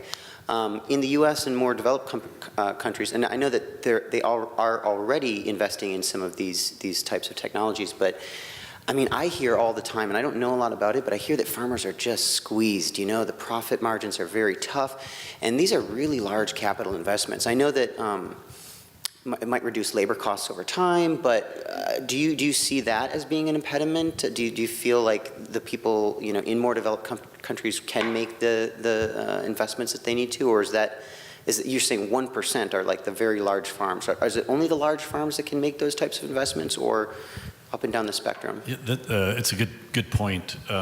Farmers are squeezed all the time, and largely because the commodity prices only, let's see, in the last 10 years, commodity prices have only gone up because of using corn for ethanol. And corn was taken away as a food source for animals, so that had to be replaced, and it was replaced by soybean and some other things. So commodity prices went way up at that point. So farmers were doing very well, but they're right back down to where they started. And so the input cost for farmers is pretty high, and you'll notice that like the robotic pickers and stuff, they're doing vegetables. So those things probably will work fine in these higher end crops like that, but for the field crops, it's going to be a completely different play. They'll use autonomous maybe vehicles and GPS coordination and imagery certainly, but it's all going to come down to pricing of these things and whether they can afford it or not. Thank you all very much for enlightening and terrifying commentary. That was fantastic. So my question is for the panel. I want to hear from all of you. You have slightly different bents on where we are heading as a society. So in a few minutes or less, what scares the living daylights out of you the most? What keeps you up at night? What should we be preparing for first and foremost?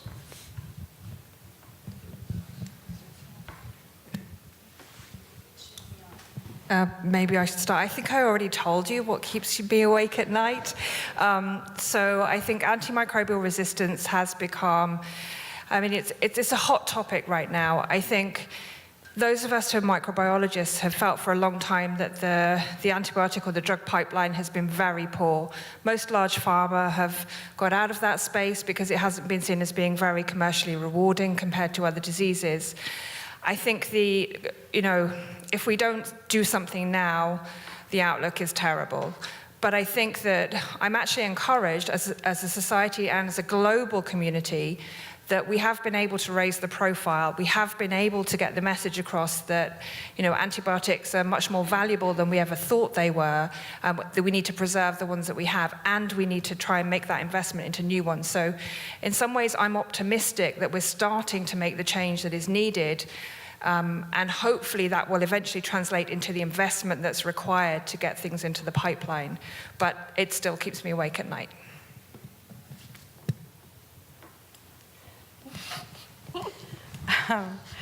What keeps me awake at night is maternal and child deaths that continue to occur that could be easily avoided by increased access to contraceptive use. And on top of the human tragedy that occurs from increased unmet need, is the fact that human population has been incredibly adaptable.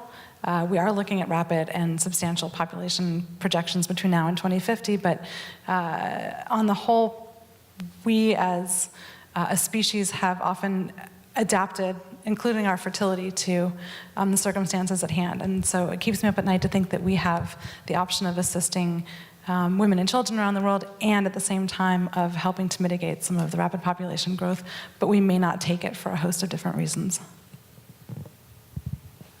You want to go next? Sure, I can go next. Well, maybe I'll let you go. I'll be last since I went first on the panel. Good enough, fair enough. I'd say that the biggest concerns for me out there really are the three things I put up. Climate is a huge issue for us. Climate change and accepting it and getting the social and political will to do something about it, that's what keeps me up at night, because what I see now is a lot of empathy towards it. And there's too much discourse, there's too much false science going on about it, and none of that really matters because it's here and it's coming. And so you got to wonder, in a society like ours, how we become so empathetic. I use the gun experience. In the last few years, we've seen more terrorism in this country we have ever, right, in mass shootings. So how many have to die before we get the political will and the social will to do something about it? Is it 1,000 or 100,000 or a million, 10 million?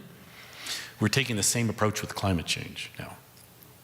So the longer we wait, the less we'll be able to do about it. We have technology to mitigate impacts of climate change, but we can't stop it with this technology. That will require a much bigger movement. Your turn. Okay, well, I was going to say political will too.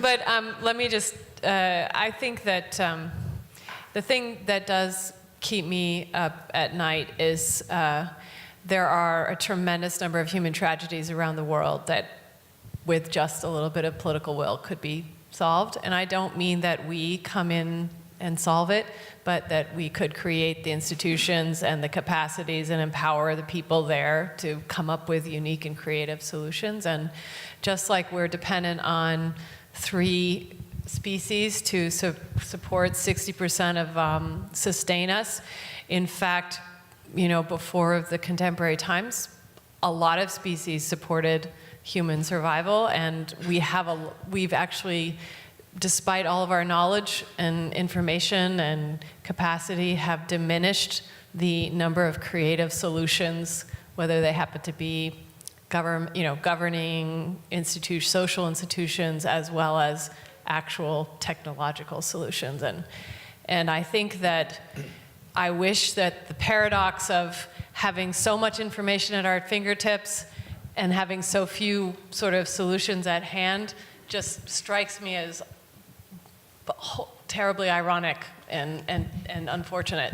We could do better, and we need to think about politically empowering people around the world to, and I don't mean that I think we have tremendous capacity to do better. And so that's all. Wow, that was better than mine. I'd like to ask you a question about water and better sanitation, and maybe it's a 3-part question. One question is, do we have data that if this can be improved, what it can do in the world in terms of, keeping sustainable population better? Number 2, effect of climate change, where I have seen a movie where it says that, let's say, the area of Oklahoma is going to become a desert, and you cannot plant anything anymore there. And this is where we have a lot of corn being planted for animal feed, and also lots of cows being raised there. And number 3 is, that's to Ricky.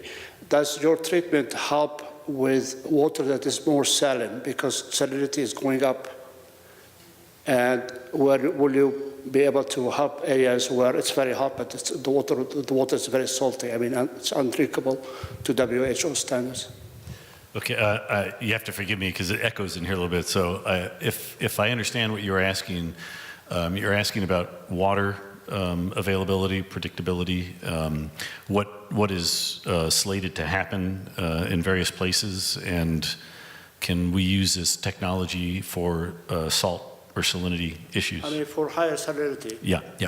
Okay, I just want to make sure I was clear on that. So the technology does work for higher salinity. So we found that if we looked at plants growing, say, on coastal beaches, they would have fungi in them that conferred salt tolerance to them. And so we can use those fungi to confer salt tolerance to crop plants as well. So salt builds up as a result of irrigation that is unmanaged, really, and so it becomes more and more of a problem. In many parts of the world, there's an excess of water, underground water, that can be used, but it's too salty to use. In Africa, in the Mideast, at least, I know there's many places like that. I'm not so sure about how many places like that in the US, but they are there. And then, of course, the climate models, they're models, so they're making predictions about where it's going to dry out fastest, where it's not, if we're going to have soil erosion, and that's going to, exacerbate those problems as well. I don't think there's any question we're already starting to see the impacts of this. The South is getting hotter and drier, but we have no predictive capability to say, is 2018 now going to be a drought year? That's where we really fall short on this. So in the US, we suffer from droughts regionally and relatively infrequently still. But in other places, in Africa and in India and throughout the Mideast and China, it's every year now where it's dry and hot. So I don't know if that really answers what you were looking for or not. But. So maybe I could comment on the relationship between obviously water and disease and also climate change. I think there are many waterborne infections, so access to clean water is absolutely critical. there are lots of predictions that we'll start to have more conflicts about water if there are water shortages. And I think if you look across the population, there are many areas where people only have access to water via rivers or lakes. And in many cases, those are highly contaminated environments, not just with bacteria, but with parasites and also with antibiotics themselves. So you have a lot of antibiotic-resistant organisms in those types of water sources. So I think the idea that you have access to clean, safe, parasite, bacteria-free water is going to be critical for reducing disease. There's no way around that. And I think sanitation is also part of that. I think the second point, though, is on climate change. We do see an effect of climate change, or we will see an effect of climate change on disease as well, because certainly for some of the insect-borne viruses, the insect-borne parasites, the range of those insects is changing, and it's expanding. So some of those diseases, Zika as an example, may expand beyond where they currently are right now. And then there's a good example here in the US where with Lyme disease, so this is a bacterium carried by a tick, the range of that tick is expanding as things are warming up. So I think there's no doubt that climate change will also have an impact on those pathogens and human exposure to pathogens. So that will make it worse, not better. Just one follow-up point on the water situation as well, is that we've pretty much been drawing down aquifers globally, and they're not getting recharged very effectively. I think there are parts of California, for example, where the level of the soils dropped 30 feet in the last 30 years because of the drainage of the aquifers. But on a bright note, I learned that in Israel now has 4 very large desalination plants. They produce more water than they can use right now, and the government buys all the water from them. And any of the excess, they pump out to the Sea of Galilee to recharge the aquifer. I think that might be the only place in the world doing it. I'm not sure if that's true or not, but I was pretty flabbergasted when I found that out. So there are ways, I think, that things can be rehabilitated, but getting the water is a little challenging. Looks like we have a question on the left side. Yeah, so those are really, that's an exciting answer there. One of my questions was going to be about water. But I was walking my 6-year-old daughter to school this morning, and I asked her if she would have any questions about population here. And she brought up, we took a road trip to see the eclipse in August and went to eastern Oregon and drove through a bunch of towns that were all very dry, very hot, and quite empty, especially after the day or two after everybody left. One of the towns that we drove through, the general store was on their last day. They were selling and closing up shop, and that was about all that was in this town. So I guess the question is, how we've seen all the trends towards urbanization. Is there anything that's going to bring people back to the country and reverse that trend at all? Is there any changes that we see or any factors that might lead to that, or is it just all urbanization from here? And then the other question I had was really related to water. Is what are the water security issues? Is there anything coming that would help address some of these pending water shortages that you all brought up as being a major issue coming up? Okay, I'll try to answer the first part of your question. Well, I do a lot of my actual work in Thailand, my actual field work and much of my research, and it has to do with some of it has to do with climate change and how climate in rural areas, agriculturally dependent, rain dependent places has affected migration out of those communities.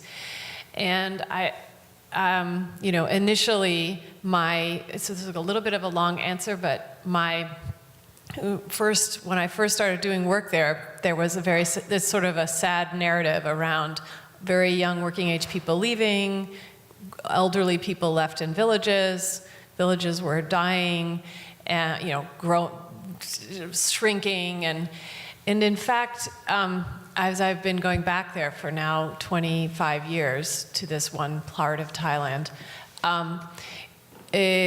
we've seen a resurgent resurgence in these communities. Some of the folks who were moved and had kind of really lousy jobs in Bangkok doing really lousy work, and it's great that machines are doing that work now, have saved their money, come back and started their businesses, and they're prospering, not in every village, but in some places.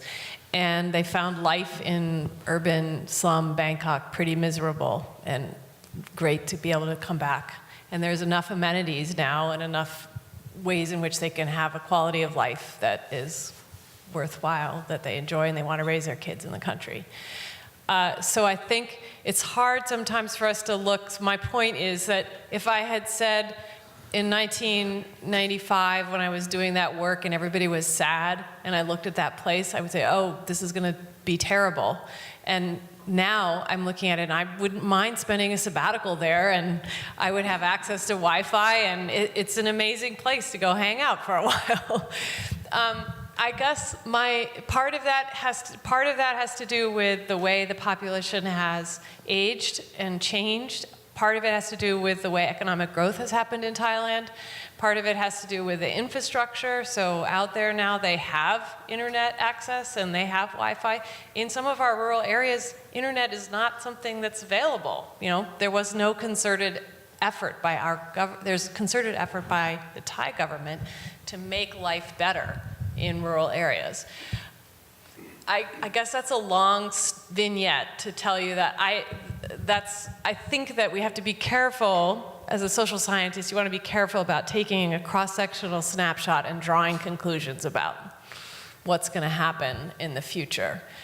That said, it seems to me that there are trends, it depends in the United States, but there was a sort of a trend of movement out of suburbs into cities. Now there seems to be a movement back out to suburbs and a growing area of suburbs and peri-suburb growth.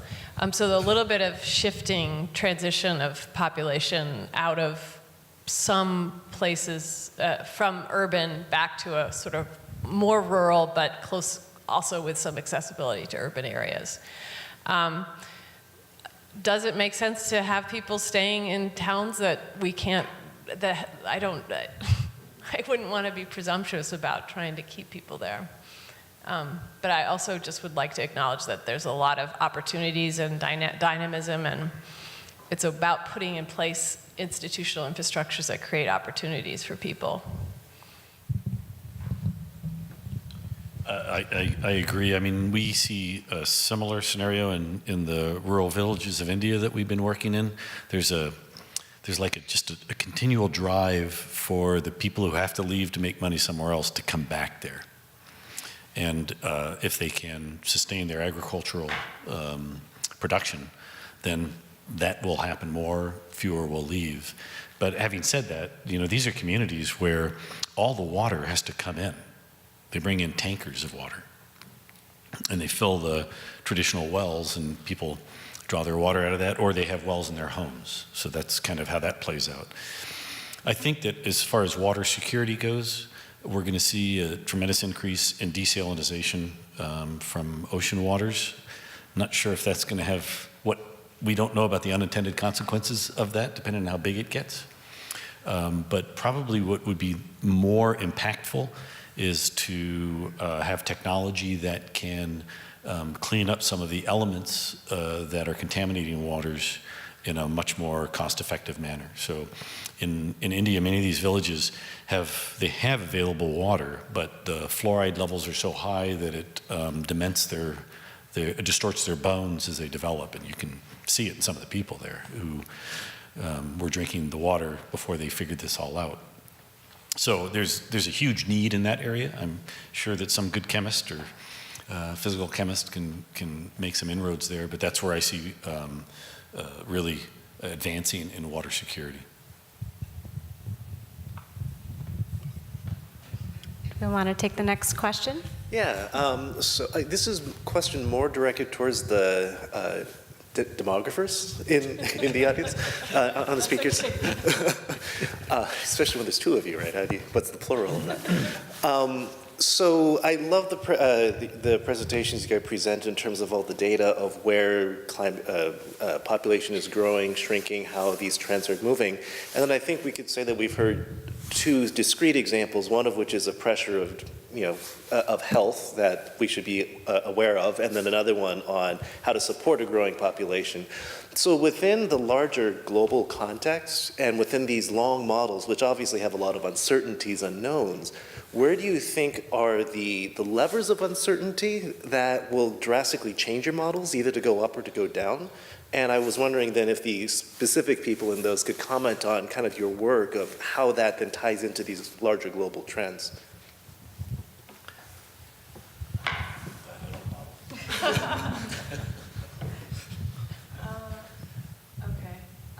Well, I guess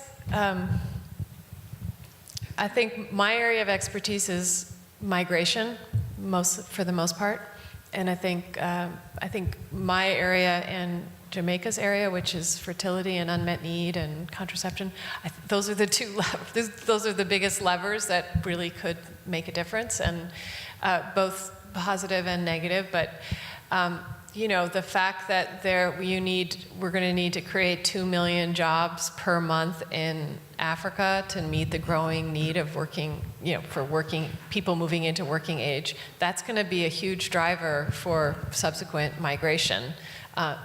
While I can appreciate the comment around climate being a source of it, frankly, it's the population momentum and the fact that there aren't going to be jobs for people that's going to lead to out-migration. And so how do we manage that? Where there are negative population growth rates in Europe, maybe, or here, or elsewhere, could we absorb some of that population and redistribute people, potentially? That's just one lever. But the other one would be population, fertility and unmet need, and I think I'd let Jamaica speak to that. So I think the biggest area of uncertainty is fertility. Big surprise there, but fertility, both desires and then outcomes, depends a lot on human preferences and behaviors, and humans are unpredictable. The old model, the UN population estimates for fertility were all based on whatever level we started at. They were all going to decline and they were going to level off at 2 children per woman. For a long time, that was the end estimation, and that's how a lot of these global population projections were made. We know now that it's not universal, that it will settle at 2. It's below replacement in many countries, and in other countries, it's settled or plateaued at 2.5 or 3 children per woman. That throws our models entirely out of whack. So I think to deal with the uncertainty is to have some flexibility. Having the high, low, medium estimations certainly helps. And as trends change or don't, that we're able to update and adapt them, and to be a little less rigorous with what the ultimate patterns or assumptions that we assume will be universal end up being, and just allowing continual updates to what we're seeing, because they can change quite rapidly, much faster. The overall declines may be slow, but they can also be quick, and they can reverse in ways that we don't expect. So just being able to update and being flexible as we move forward, and trying to deal with the uncertainty that we create ourselves as we look forward. So maybe I can comment on the uncertainties that infectious diseases, or at least health, will have in some of those models. So, I mean, if you look at the population, obviously it's a balance between fertility and also then survival. So if you look at life expectancy, that's been increasing, but some of that is due to a decrease in child mortality, some of which is due to, infectious diseases. So what we don't know is what are the next diseases that are going to come out with emerging infections. If you look at history, you'll find that, with HIV, that took out a certain population that isn't normally being taken out by infectious disease. A whole swathe of kind of young, economically active people were taken out of the population. If you look at something like Zika, Zika with its problems that will have a major effect on fertility in certain areas of the planet. And those things are not predictable when the next kind of infectious disease that will hit a certain population is going to come along. So I think those kind of things can't really be put into a model until you know what they are. It seems to me as though the one thing that is going to exacerbate all of this is the incorporation of human replacing technologies. right? Robots, self-driving taxi cabs, trucks. And I have yet to hear when those, of course, these are probably marketing things about people selling these things, what the human impact of that will be as we bring robots in more and more to do these types of jobs, whatever they are, and you're generating 2 million people. You need 2 million jobs a day. It seems as though there's an unequal sign there that can make things significantly worse. Mm-hmm. Just wanted your thoughts on it. I'll react to that quickly, and then other people can do. So first of all, I think it gets back to this question of what are we going to value in terms of what it means to have a fully realized life, and how is work the only way in which one has a fully realized life, and where can you have a fully realized life? So that's like a big philosophical question, but it relates to our earlier comment around political will and what it is that we're going to prioritize with our political will. I guess one of the things I wanted to say with regards to migration is, this issue of robots replacing people and where are they going to go and what are they going to do. One, related to what Jamaica said, people are kind of unpredictable, but people really value their place. They value their community. They want to stay put, but we need to figure out a way to help them stay put and have a fully recognized life there. The other thing is, with regards to migration, is one of the things that we know that has happened over the last 50 years is globalization has intensified the flow of goods, flow of money. But one of the things, ironically, and people have been moving too, but ironically, we've tried to lower the barriers to the flow of ideas, the flow of finances, the flow of goods and commodities. The thing that has been going up, the barrier that has been going up, is the prevention of people moving freely around the globe. So countries, the number of regulations put up by countries in the last 20 years is on a pace, the fastest pace ever, which is ironic, and has in part led to the fact that we have 65 million refugees in the world right now, and undocumented people displaced, don't have a place to go because they can't move across a border. I think we'll take the next question. Thanks to you all for responding to that one. Over here. I don't even know if I could reach this, but this question is for Sarah. I really appreciate what you just said about globalization and the impacts it has to migrations and the movements of goods and services. So my question is, in your chart, you had talked a lot about like the net migration, most of the population growth coming out of Africa and in many developing countries. And so historically, we see patterns of folks who can't stay because they can't find jobs. And it's very typical that they move to places such as developed countries like North America and Europe. So you had alluded to the types of economies, indigenous economies, that need to be created so that people can stay. Do you have thoughts on the types of policies or programs, and I don't know if you want to talk through the SDG goals, about what governments can do to keep people present?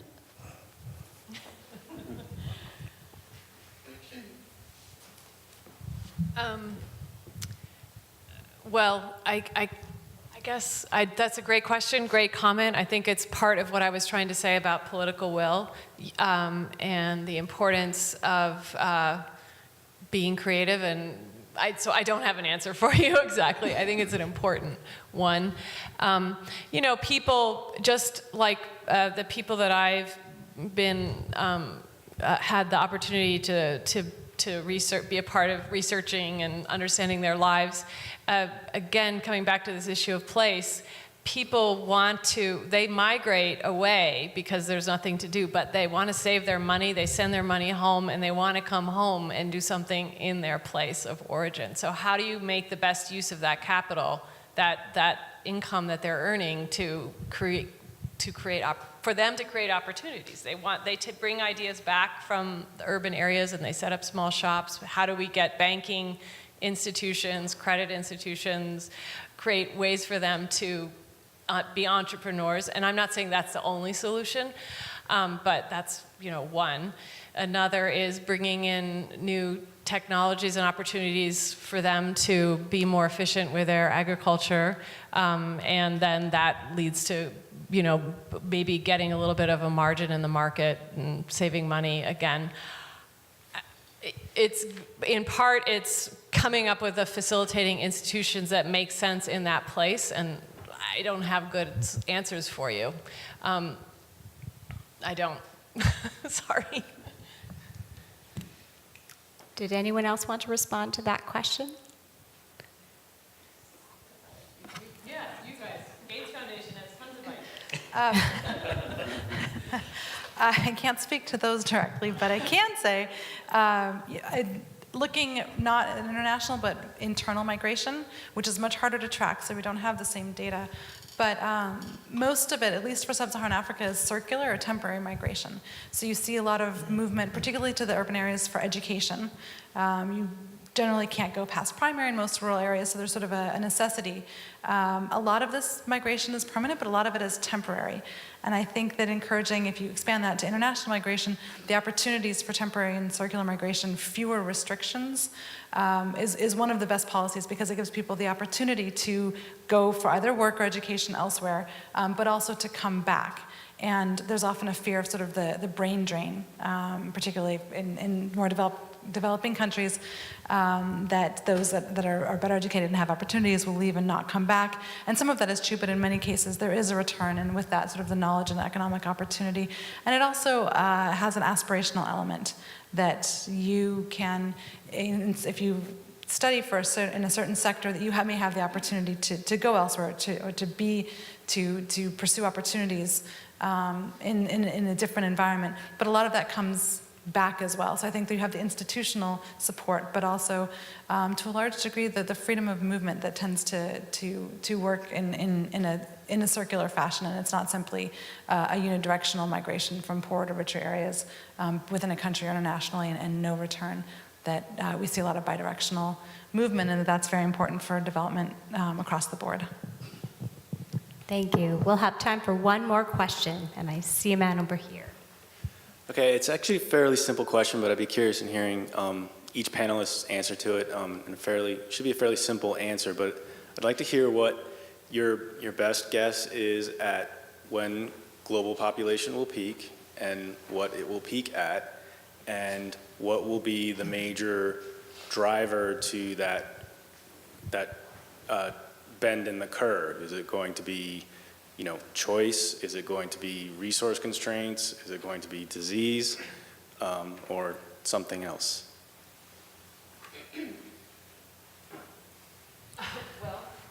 I'm going to go with the unpredictability of how climate will impact resources available for sustenance and disease. Didn't answer the question. Well, I'll answer the question. I mean, we're gonna. I mean, my first graph tells you where we're gonna peak, predicted wise, right? So like 2070, about 10. That was the mean projected. That was the projection. That was the projection of population size, which is going to be a little bit above 10 billion. But and then it's going to be after around 2060, 2050, 2060. So that's that answer. But I think one of the things that both Jamaica and Tanya have pointed to is, first of all, the unpredictability of fertility. So exactly where women are going to go on this issue of desired family size or number of children that they have is moving. It's still moving, even in places where we've had a decline.